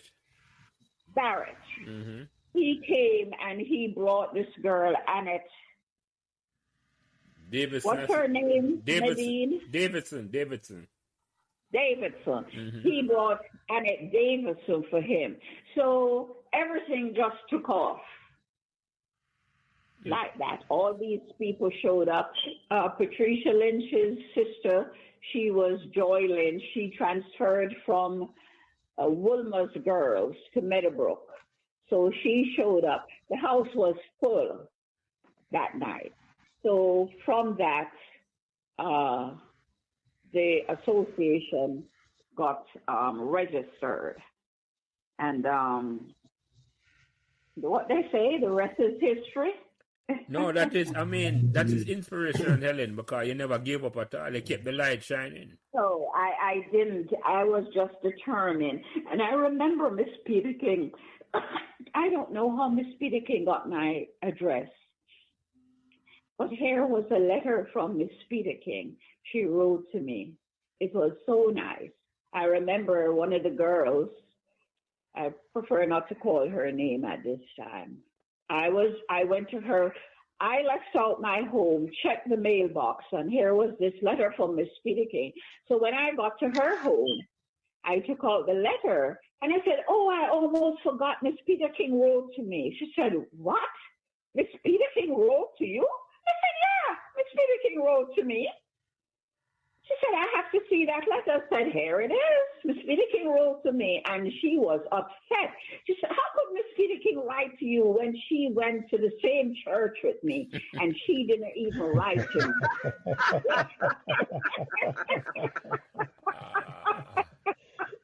So, and she said, I want her address.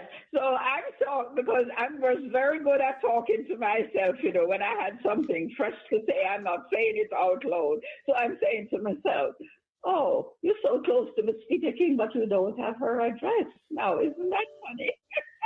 Mm-hmm. So anyway, I gave her Miss Peter King's address. But just this closeness to Meadowbrook, always wanted to keep close to Meadowbrook. And let me ask you a question about. What did the letter say? Yeah, good question, Nadine. What did the letter say? Thank you, Nadine. I don't remember, and I kept it, and then when I moved to Florida, I lost it. But she was hoping all was well with me, and because I would go back to school to visit her. Mm-hmm. Because I lived in Meadowbrook News afterwards. Yeah. So sometimes I would take off from the bank. I was now at Jamaica Citizen Bank. Sometimes I didn't feel to go to work because I would work late at night. So sometimes I would be tired and I would take off a vacation day and I would go and look for Miss Peter King. Mm-hmm. Mm-hmm. So, so we still had that closeness after school. The question I have for you, go ahead.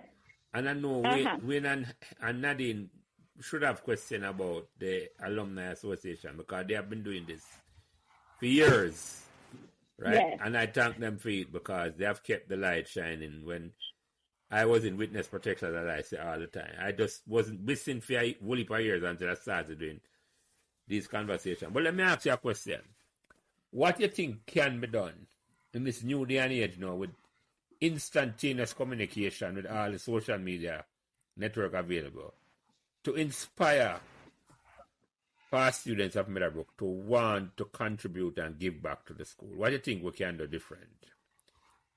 You know,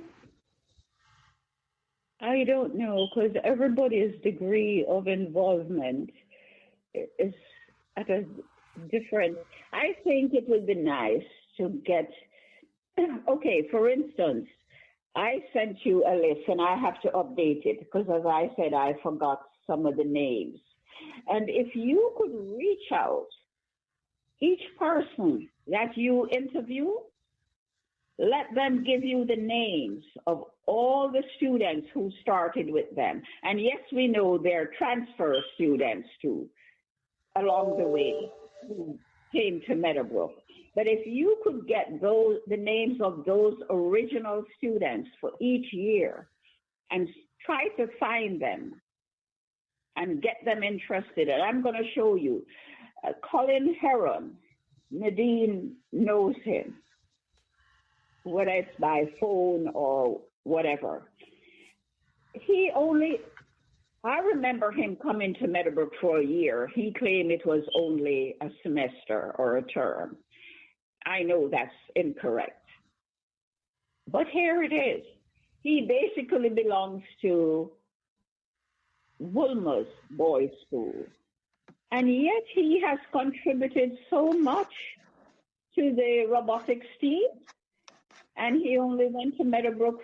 So everybody has a loyalty elsewhere. I remember one girl, Pamela Wong, when I invited her to come to the meeting and putting the association together in Jamaica. You know what she told me? I was so hurt. She said, Meadowbrook did nothing for me. Here it is, she went to Meadowbrook for 5 years or 6 years, and because she did not pass her GCE while at Meadowbrook, and she left and went to Excelsior, she said, it's Excelsior that helped me to get through with my GCE, not Meadowbrook. So We no. hear that a lot, right, Wayne? And I I've heard find it that very story for hurtful. sure. Yes. It's not that We heard Meadowbrook that a didn't lot. do anything for you. It's that you weren't paying attention in school. I remember one girl, Patricia Lynch. I don't remember what word I used. And she said, Helen, where do you get that word from? Sometimes I hear you with certain words. So I said to her, I got it from Meadowbrook in the same classroom with you when you weren't paying attention. So she laughed. And that's what it really is. They formed the fool, they failed the exam, and they blame it on the school. I know.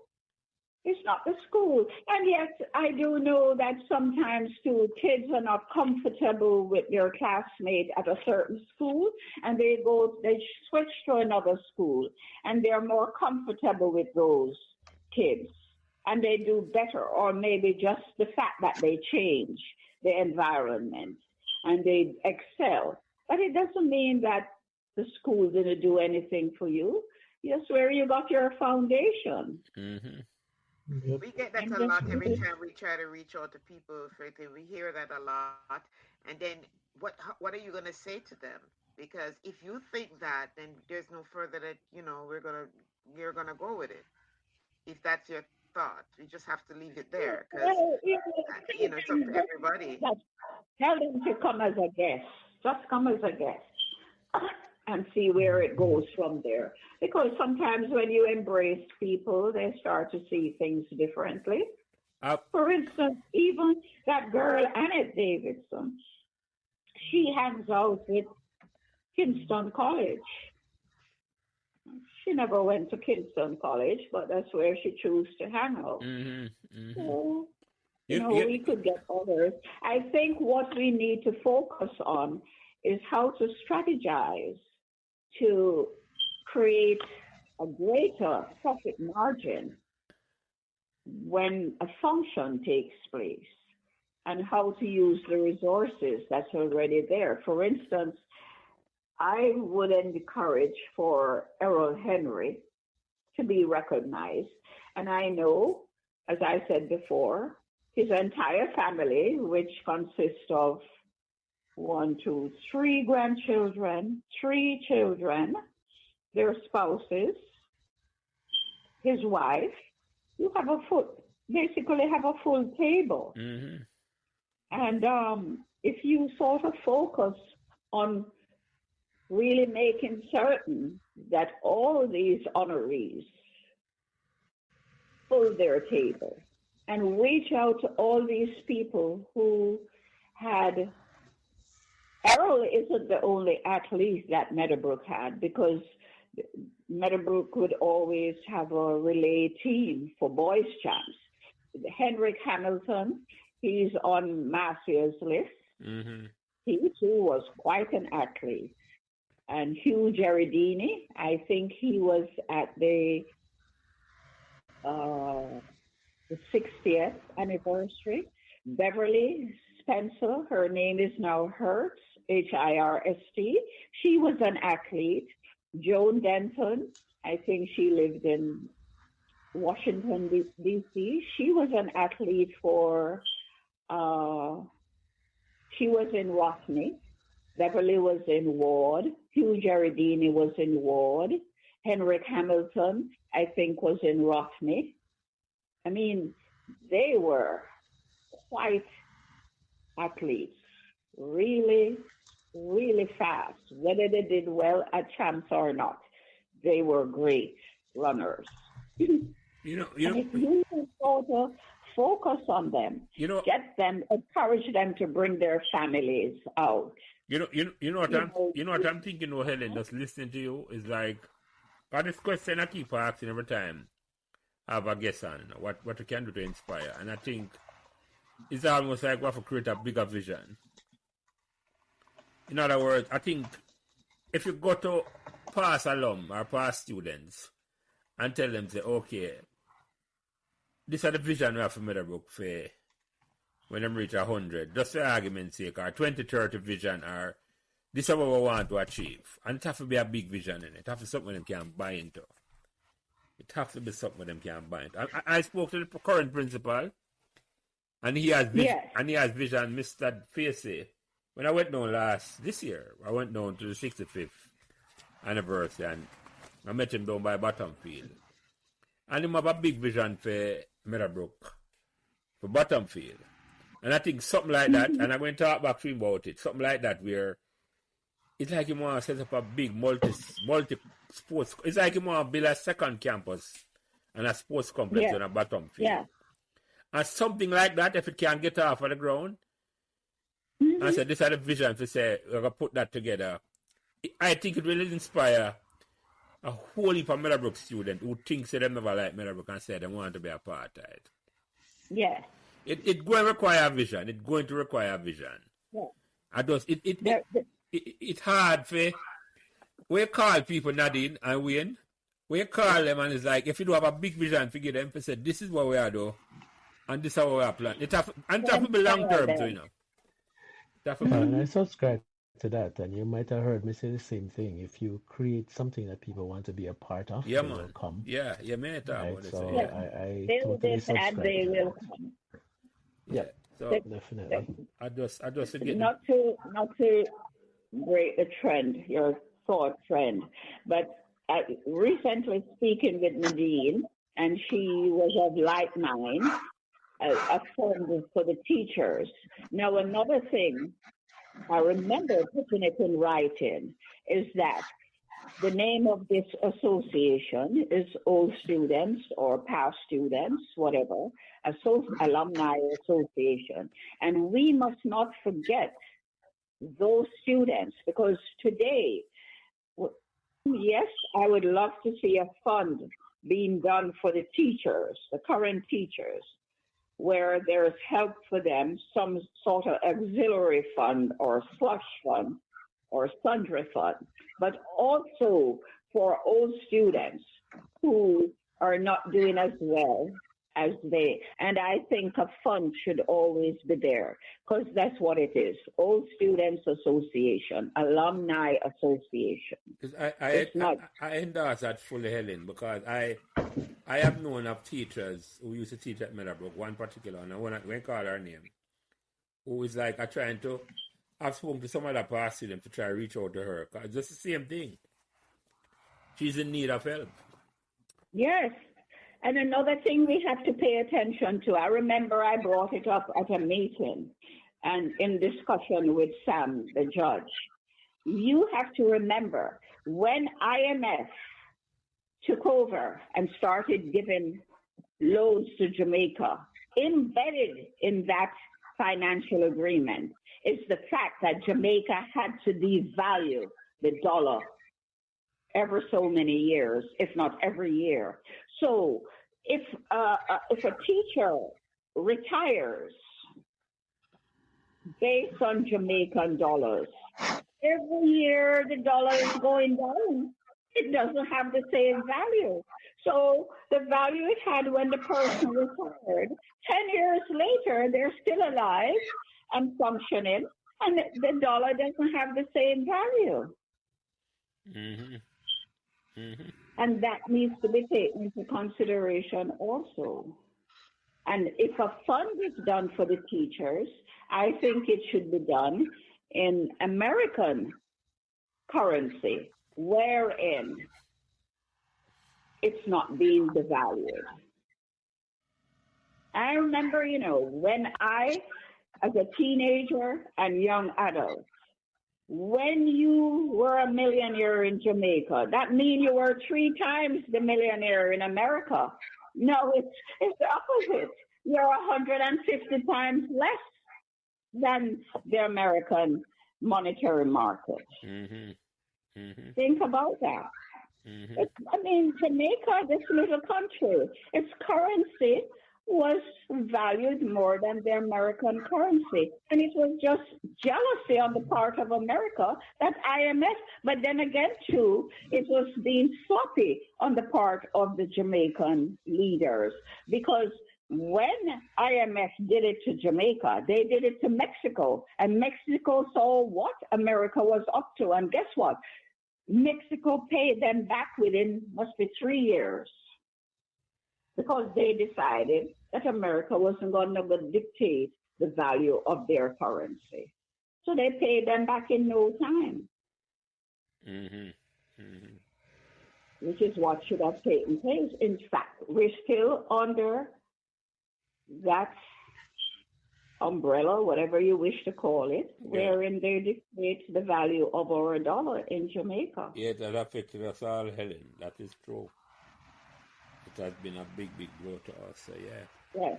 So but that, when we do... Huh? No, you go ahead. Finish up. No, I'm just saying, should we ever get to the point where we set up a fund for the teachers or for old students and it's done in Jamaica, let it be foreign currency. Oh, no, definitely. We need a currency, not know the value as much as it. That's not going to be devalued every year. I don't appreciate. No, I agree with that. Yes. But that needs to be we will see because everything starts with a conversation, and hopefully we can take it to a level where we have a vibrant alum association. That is my hope. Yes, you'll have three chapters that are vibrant. Yeah. But consistent. We want a big picture vision. And we'll take it from there. JC, Jamaica College, in fact, that eventually was in the newspaper because they would deal in the millions, and apparently it was being pilfered. Because I remember when it would come in the newspaper to do with whoever at the time was the president of the alumni. Yeah. But it's millions of dollars they would deal in.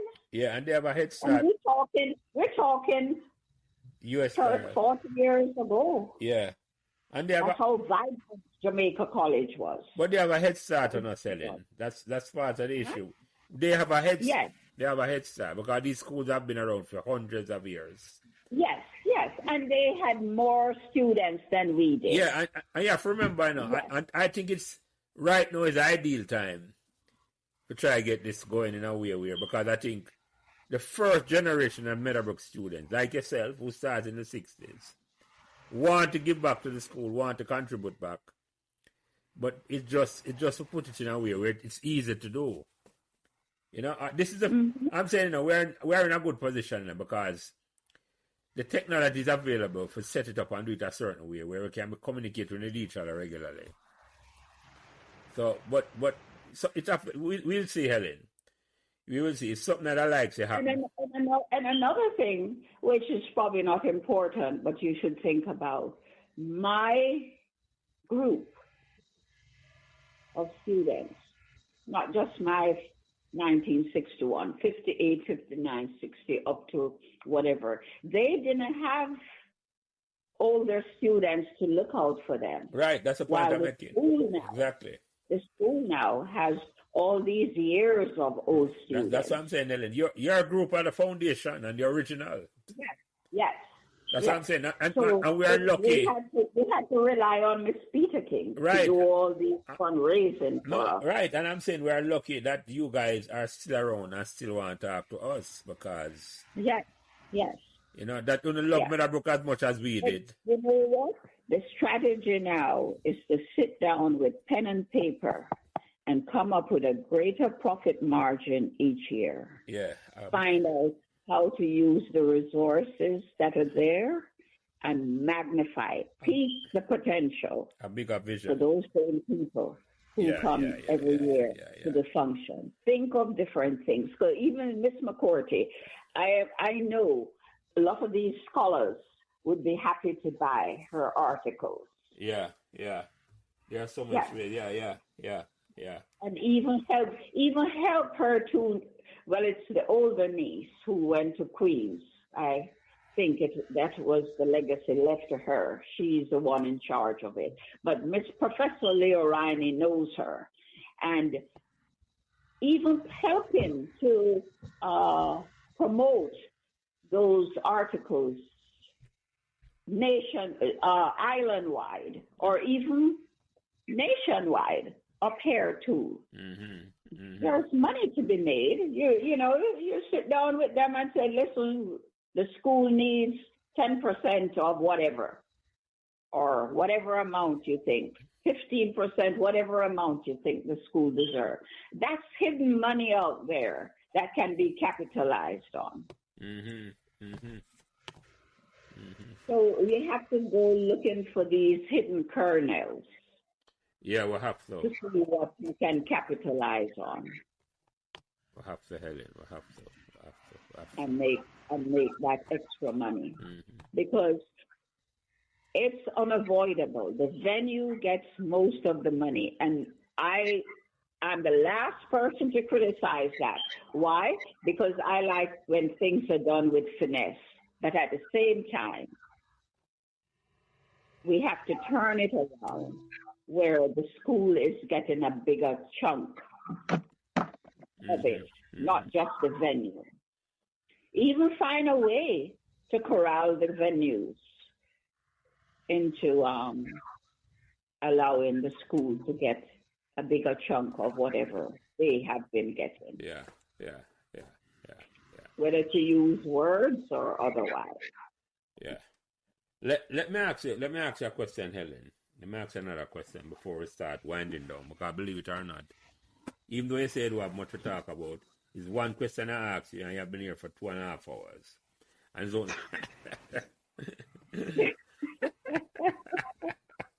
but let me ask you a question. How do you feel bringing up back all these Meadowbrook memories after all these years? How do I feel what? Bringing up back these Meadowbrook memories after all these years. Oh, well, you know what? I think I live them every day on one level or another. I have certain friends I bring up about Meadowbrook in regular conversation. There is one I should have called her yesterday, was her birthday. She was married to a Meadowbrookian. They got divorced, and I was one of her bridesmaids, and we remained friends. In fact, I am not that close to her husband as I was at the time that they got married, which is how I ended up being a bridesmaid at her wedding. And from time, it's so much so that she said, Helen, it's as if I know all these people that went to school with you. Because I'm always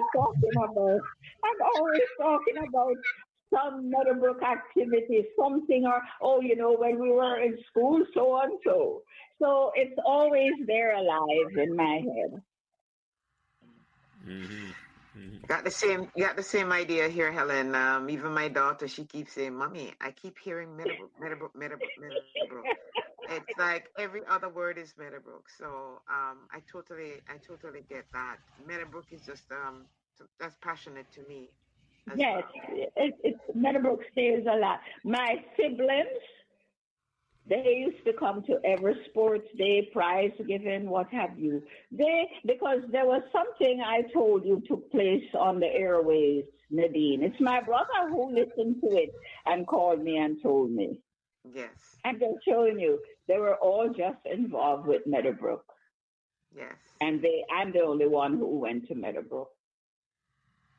Yeah, there is. But Meadowbrook is always alive for me. Yeah, it's good to hear, and it's for a lot of people, and I think there's a lot of leverage out there we can use. Because I think it's a common thing I hear that people who don't even go to Meadowbrook want to be a part of the Meadowbrook community. I've heard that over and over too. Yes. That's something quite common that I hear over and over. That's so true. That is so true. You know what? There was something special about Meadowbrook. Just something very special about. I picked up on that once I acclimated to Helen. You're going to Meadowbrook. That's how I felt to Helen. That's what motivated me to start this conversation. And let's put it like this, Jelly. You can take me out of Meadowbrook, but you can't take Meadowbrook out. Yes, yeah. That is so true. That is so true. Do you remember when we were younger, we were kids, used to talk about if you don't like it, bite it? Well, when I talk about Meadowbrook, I remember that. If you don't like it, bite it. Yeah, or as I always say, Nadine, that famous song by the Eagles, you can check out any time, but you can never really leave. You don't really leave Meadowbrook at all. Man, you said it. The Hotel California song. Meadowbrook is our Hotel California. You can check out any time. Yeah. But you can never really leave. Don't really leave at all. Don't leave. Yeah. That's why I feel about Meadowbrook, and that's the reason what motivated me to start this conversation, Ellen. I felt the same like you, and I had a Wooly to talk about, because we had one Wooly Sports Trophy in the 80s. And it's like me, I said, but nobody not talk about it and I go forget about it. And me, I said, no. I decided, say, I'm going to try to contact the people, me and them play. And even if I go do a couple of recording and me can listen back this. Every year, I take it out and listen back and just laugh to myself. I was going to listen to myself. And then I decided to share it to everybody else, and everybody come and want to share them story, and it resonated a whole heap of people. It resonates a lot. That's why they said stories were meant to be told, not buried. Right. Yeah. I had no idea when I started telling that I'd get somebody from 1961. That's a year who was interested to come and tell them story. That's a year before I was born. I was born 1962. Oh, okay. I was born 1962. Yeah. Okay. And my older sister. You must get Paul Glaze to give you what story he can give. No, that's the plan. Yeah, Avery's, Nadine will probably tell you, Avery's husband passed a couple of months ago. Yeah, I heard about that. And Paul Glaze was there. Yeah.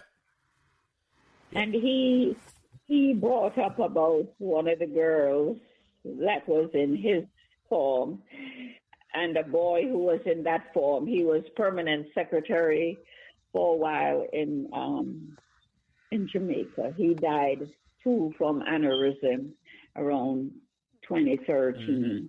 That they could never get along as kids in school.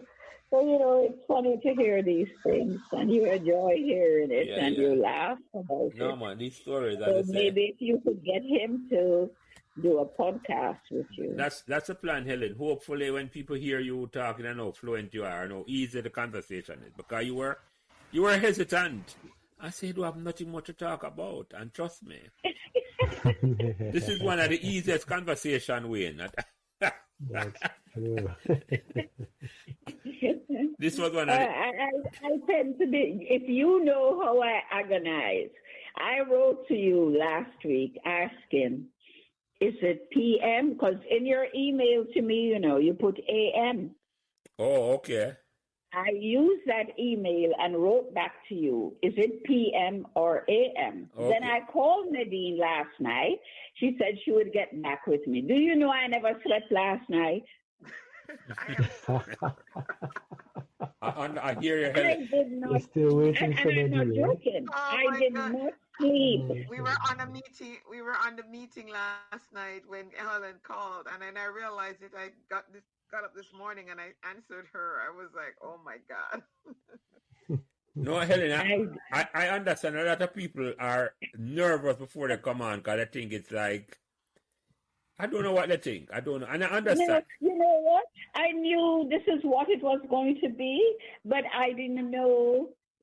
Did I remember something of interest? That's what's going through my mind. The things I'm saying to myself, Helen, what you love doesn't mean that's what other people will love. That's the part that caused anxiety on my part.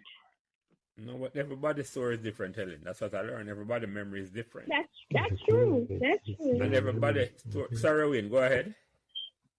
No, I was just saying the same thing. It's your memory, not somebody else's, right? Yes, So you can't yes. recall somebody else's memory. Yeah. for them. That's the whole idea, man. And That's, the person sits right beside you in the classroom, and their memories are different and to yours. I think Or what's yeah, important. exactly right, Helen. Helen even asked me, I say, how long it will it be? I said, I don't have a timetable, Helen. I just talk and talk. And if the conversation would I keep talking and let's have something to do, I say, okay. And this one was good. This one was a real good. This will inspire because I want to get into the first generation of Meadowbrook people. Those are the people I want to target more than anybody else. I started out with the people that I knew most, the people in the 80s, like Nadine and Wayne. They came to school a little after me, but I knew of them, or they knew of me. So it was easier to get to those people. And those people, I think the group that went to school in the 80s was a special time, extra special time, Helen, because we were so successful academically and on the sports field. I think those students are the most motivated group at Meadowbrook. I saw that when I went to the function in July, Nadine and Wayne. That group was the most vociferous and the proudest in terms, I say. That's how they represent and feel good about Meadowbrook. And I think it just coincided the fact that it was, in my mind, was the golden age of Meadowbrook, the 1980s. Yeah. Right? One was there and grew up in that era. So it's like, it wasn't by chance. It wasn't by chance that I wasn't surprised at that at all. But I want to get the stories from the foundation members of Meadowbrook, like Helen. And Helen, I am happy you come on and so fluent, and you realize how easy the conversation is. It has been. Well, not only was the conversation easy, but the model of communique that Wayne came up with was so easy. Yeah, no. No, thank Wayne for that, because I know that's part of Helen, believe it or not. You mentioned something that is important. That is my biggest challenge every week. If you get the technology working, right. It was torture what I went through before. Right, exactly. That's when put it. So Wayne, you and I have to talk. It's too late I know for it, but you and I have to talk and you tell me exactly. Yeah. Maybe I'll call you tomorrow evening, Wayne. Problem. I will text you tomorrow and find out when a good time for you to talk and show me exactly. This is so easy. This is so much simpler, Wayne. And I say me have it available already. I mean, I use it. This is. You have to show me for this way. No, exactly. But tomorrow evening I will call you, Wayne. And Helen, you send me the numbers then for the people. But let me ask a couple more questions before I close out, because it's after 11, Helen, and it is after 11 o'clock here for me, and I have work tomorrow morning. So, and this, But this has been a wonderful Well, conversation. you're going to be punished for my being punished last night, not sleeping. Okay. I'll take that. Well, let me ask. I'll ask all three of the same question because as I wind it down, before I ask you the last question, Helen, I'll start with you first, Nadine. Is there any question or any topic you'd like to ask Helen that I didn't remember to ask? I don't think it's a question per so much, but I would ask her what advice would you give like one of the students currently at Meadowbrook right now?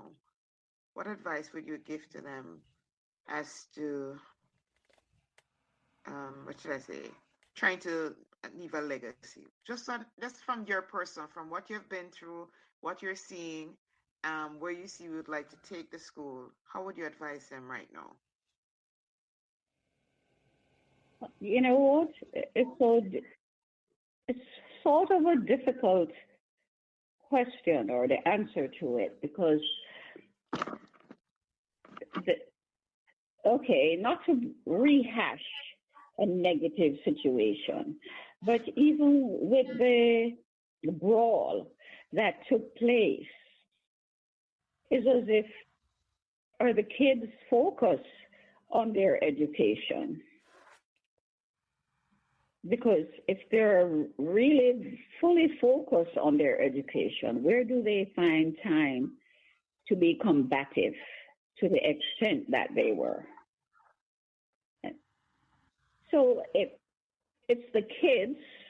Okay, I remember at Meadowbrook, I don't know what one person said about another child, and Miss McLennan, I think it was Miss McLennan who made a statement that, remember this, once you enter the portals of Meadowbrook High School, you're all on the same, I don't think she used the word page, but basically that's what she was saying. Same team, maybe. So whoever thinks they're up there, forget it. Here is the equal playing field. And not only that, kids were taught to do certain things. It didn't matter if your parents taught it to you.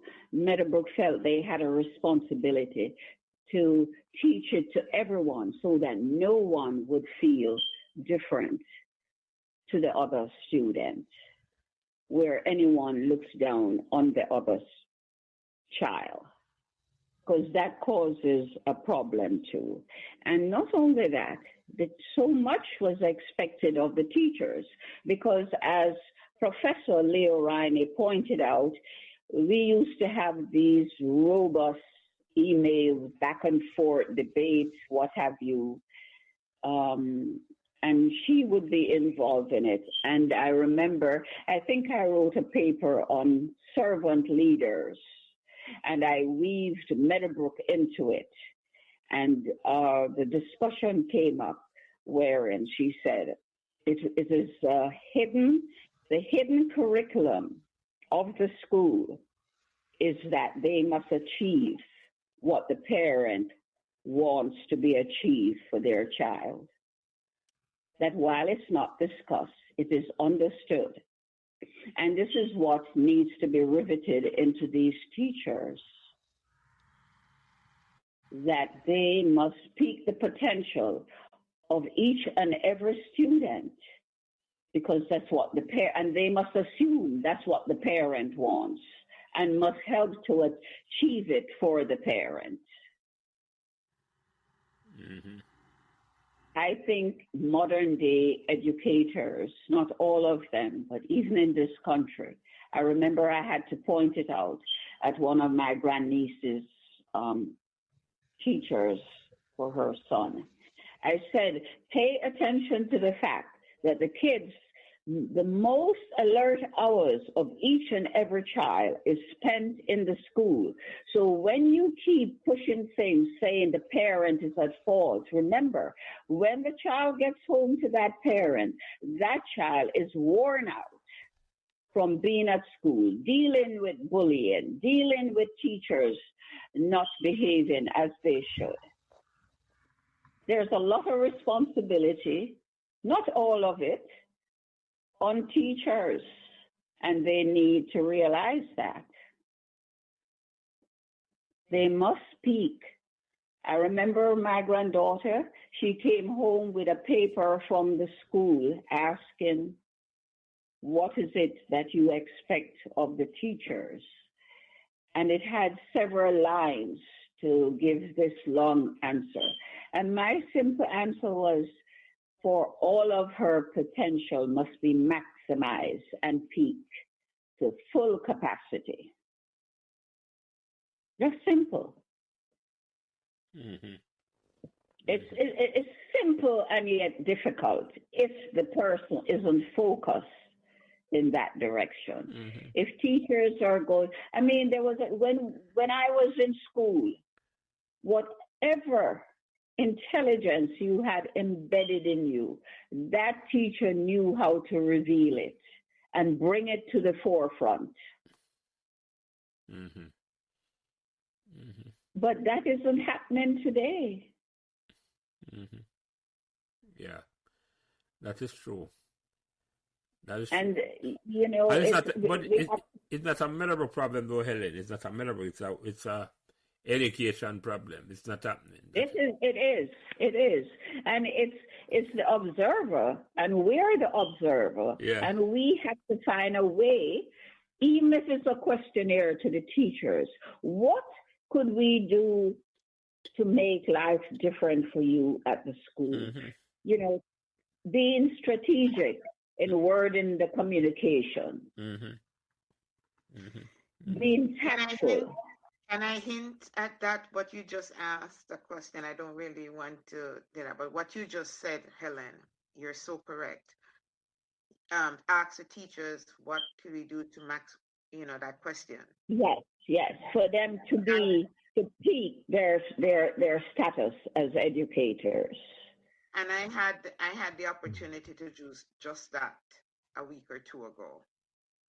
And I asked pretty much the same question in almost the same words.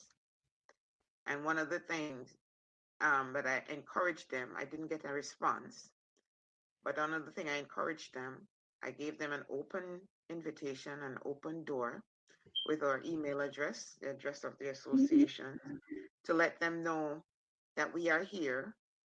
We cannot do anything without them, because if we need to give a scholarship to a child, we need the input of the teacher, right? We don't know who to give it to. So I try to reiterate with them to let them know that we want to hear from them.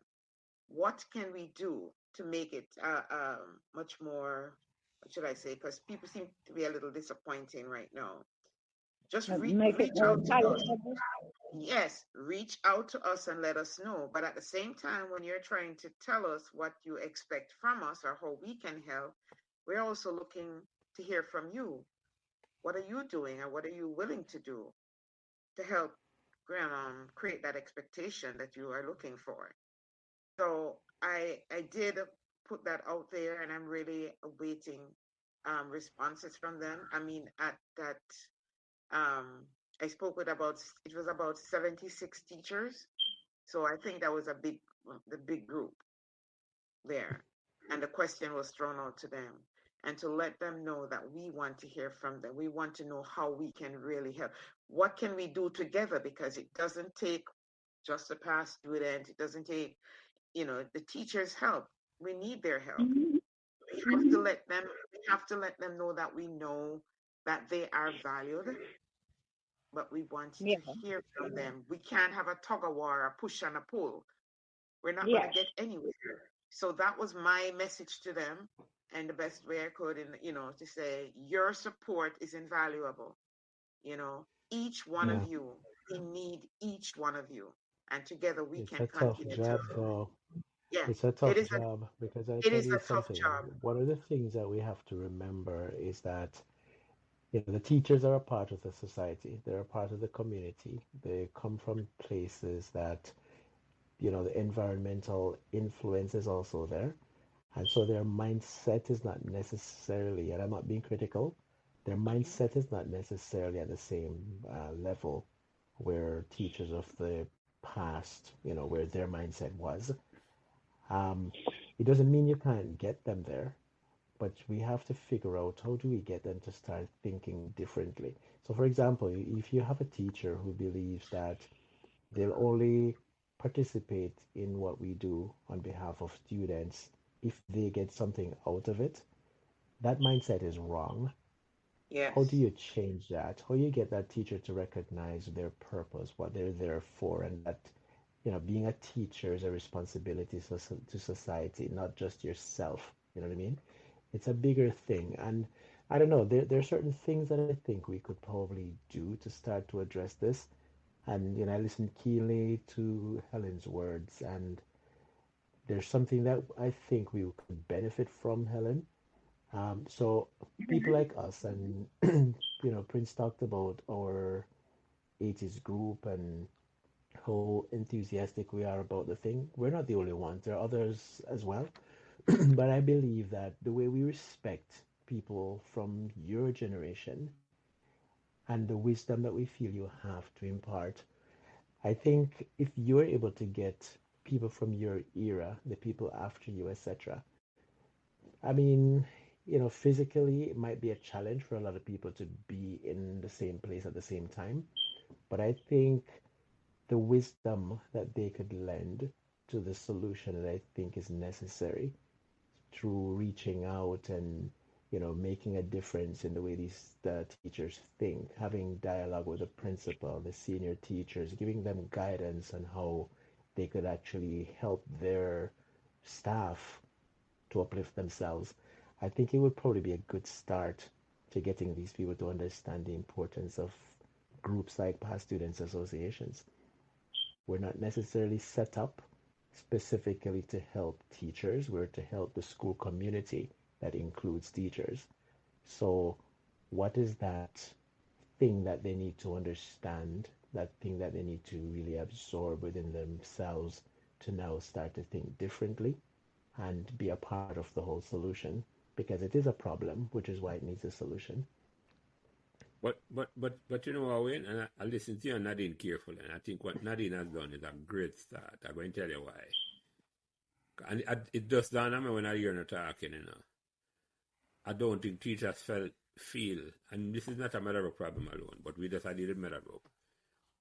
I don't think teachers feel a part of the community. And by asking the question, Nadine, it will be instructional to me for hear the answers I get. And when you say community, you mean the school community, The school right? community, I don't think they feel like, it's like, just That's like I said, exactly what I mean. no, You're I absolutely know, right. right. I And mean, this is that's what I'm what I said, saying. Yeah, right, you're right. right. Yeah, I don't absolutely. think they feel like, and by just even asking the question, Nadine, it will be a change. Because like you said to them, say, I want to hear from you now. Yeah, and one of the questions that I got from the teacher, they asked me, what would be my suggestion as to how they could bring back some of that glory years that we keep talking about? Because obviously somebody must be listening to the podcast somewhere. Hmm. Yeah, the question was asked, what would I Beautiful. suggest for them to do? Well, that's, And my first suggestion to them was communicate. yeah, man, start, that's what That Nadine. was my first thing. You gotta start by communicating. Because if your left hand don't know what your right hand doing, it can't And work. I know why you say that, Nadine, let them know. Anytime anyone of them want to come on the podcast, come tell them story. I wanna No, I one wanna of them, tell you, Miss Johnson has been on the conversation, and she's a right, teacher and I there. wanna tell you today that we're doing this conversation, is actually National Alumni Day in Jamaica. Mm. Right? We're doing this.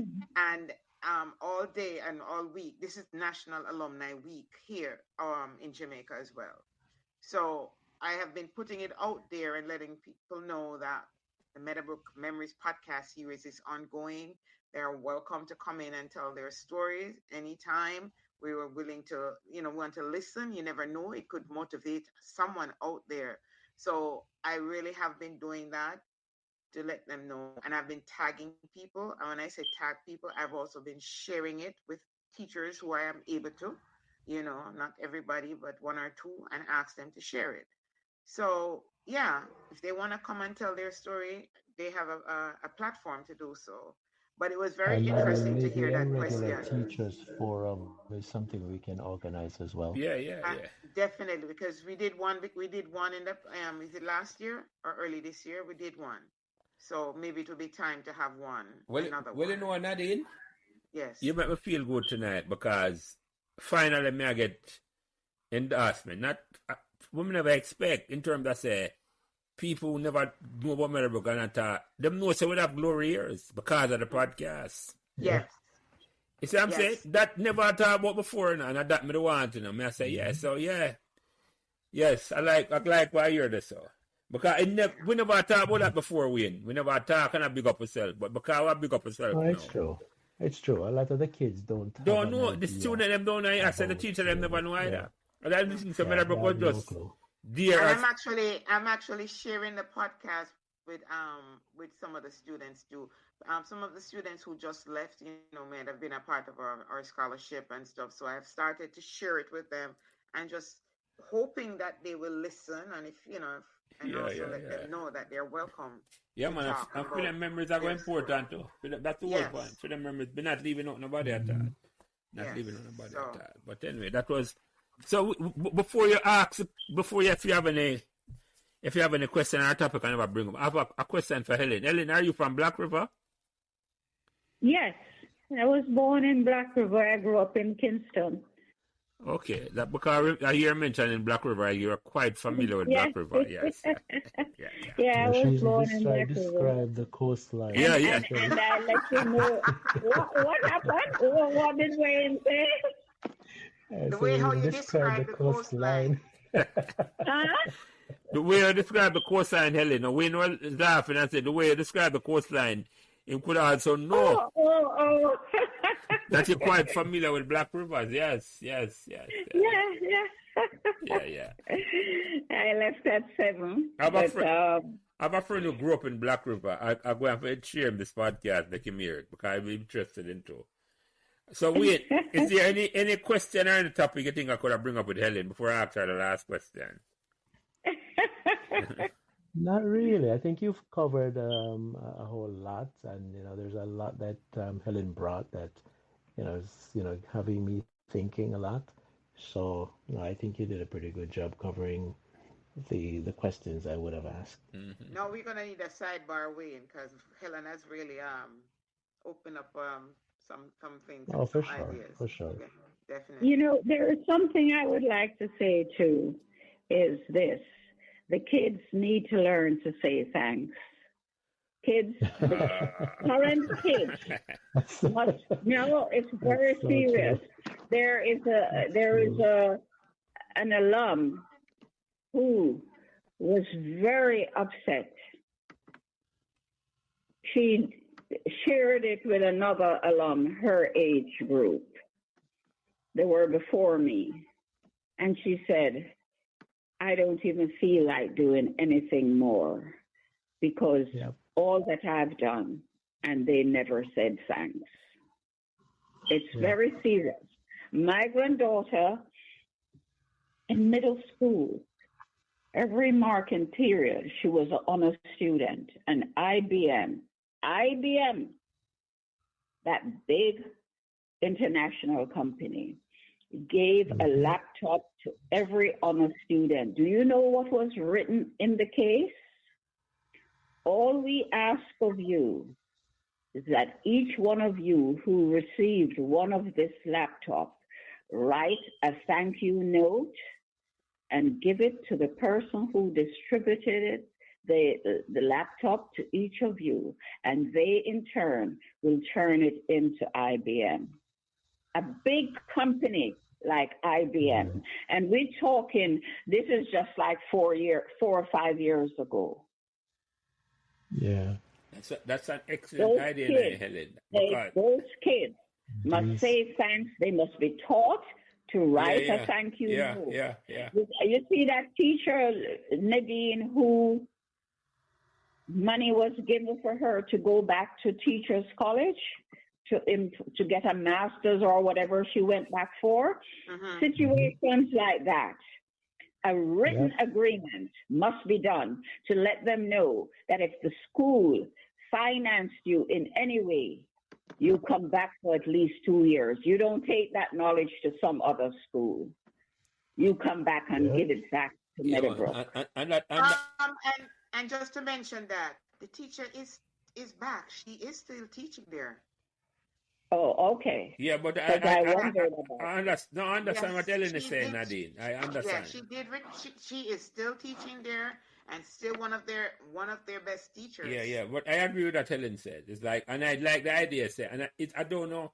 I think you just have to start doing it. Whenever I do anything for a student, it's almost like it has to be. They're not going to do it unless the teacher more for do it. I said, give thanks. You're right, and this is what I mentioned, Jelly, when I said people like Helen reaching out and kind of imparting some wisdom into these teachers, because they are a part of the same system that we're trying to correct. Yeah. So somebody has to give them that kind of guidance so they can in turn pass it on, right? Yeah. That's how I see it too. Anyway, Helen, before I ask you the last question, is there anything I could have asked you that I didn't ask? No. Or any topic, okay. You have to come up with it on your own. Okay, all right. Let me ask the last question before I ask you a closing remark. Last question, Helen. I asked the first question and I asked the last question to everybody. In your mind, Helen, what made Meadowbrook magical? Yes, what made Meadowbrook magical? I don't know. Just everything they did was different to the other schools. And I think that's where the magic was. The school that did so well and didn't have to conform to what other schools were doing. They had their own pathway. Their pathway was, in terms of school, individual. They walked their own walk and talked their own talk and felt comfortable doing it also. There was no awkwardness to how they function. The camaraderie between the kids, even though everybody had their little clique or their little pockets of friends, but years later, when you check, they all kept in touch and they all continued to be friends. As Bert Samuels pointed out, what is this? And again, your word, magic, that when they all get together is as if there were no intervening years. Just these children being silly, being childlike as a grown-up. That is so true, Helen. That is so true. We all can attest to that. No matter what era we went to Meadowbrook, it's like when we meet up back, it's like we never leave school. Yeah. When we get together, we don't know when to go home, right, Wayne? Everything we have and everywhere we go, we're always the last one to leave. Yeah, man. We don't know when to go home. And other people man, look up and we are warm to the Meadowbrook people. Yeah, no. Yeah.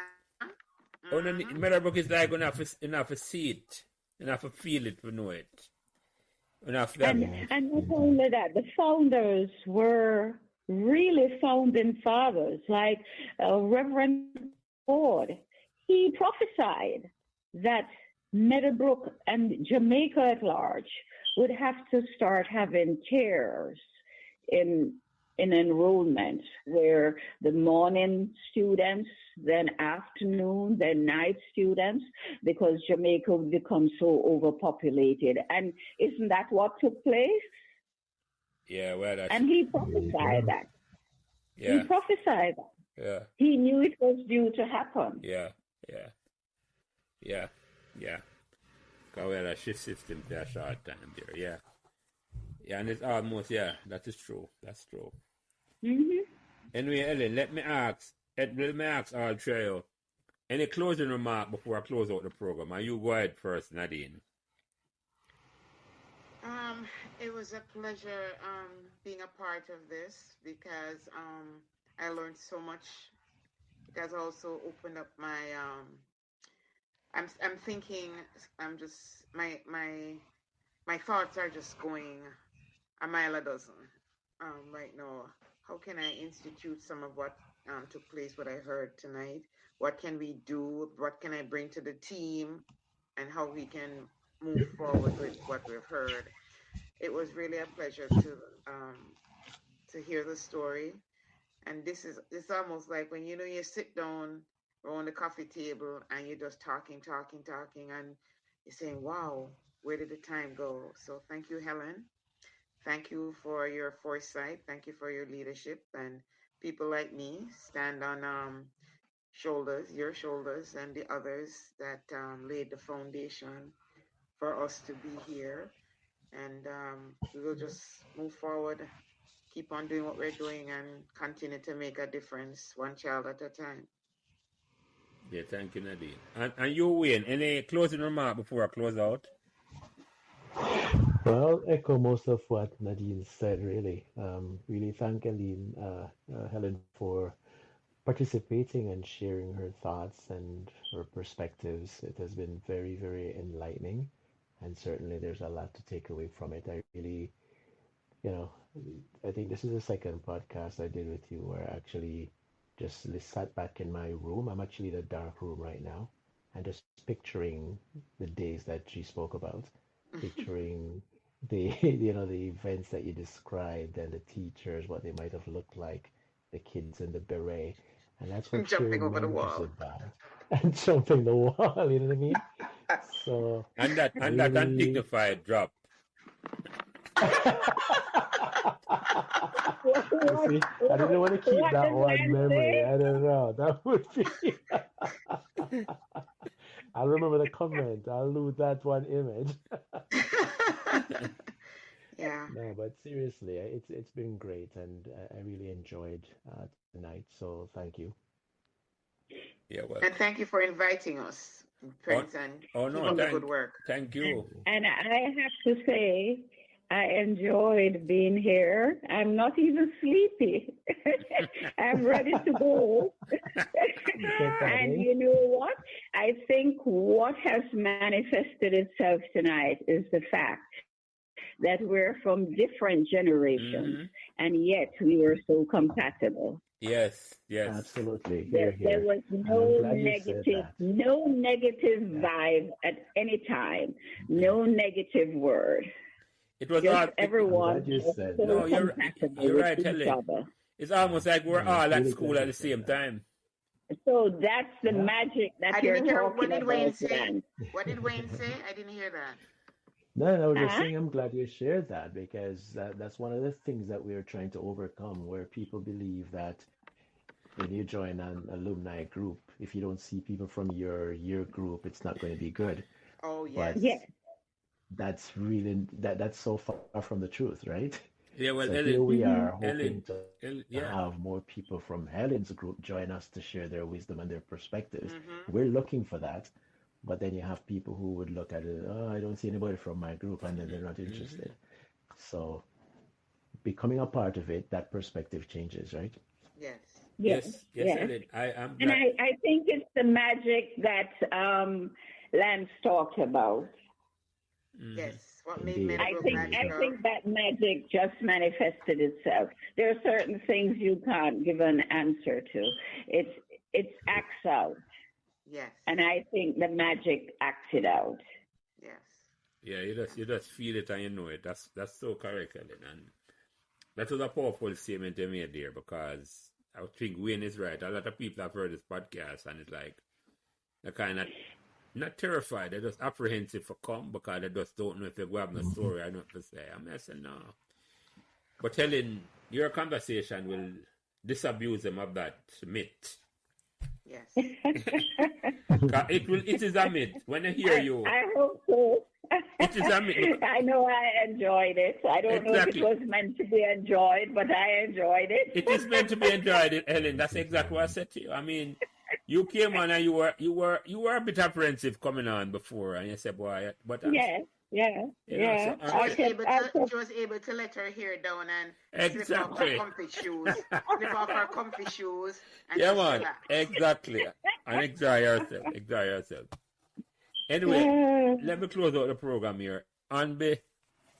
So, Nadine, Moulton, Wayne Swaby, and the lady with the photographic memory, Helen Francis. It has been a real pleasure talking for over 3 hours and 15 minutes. I can get the exact time we're talking for so long. Wow. And we could have talked for much more time. I'm telling you. But it's like all of us attend Meadowbrook at the same time. And as always in these programs, God bless all the way.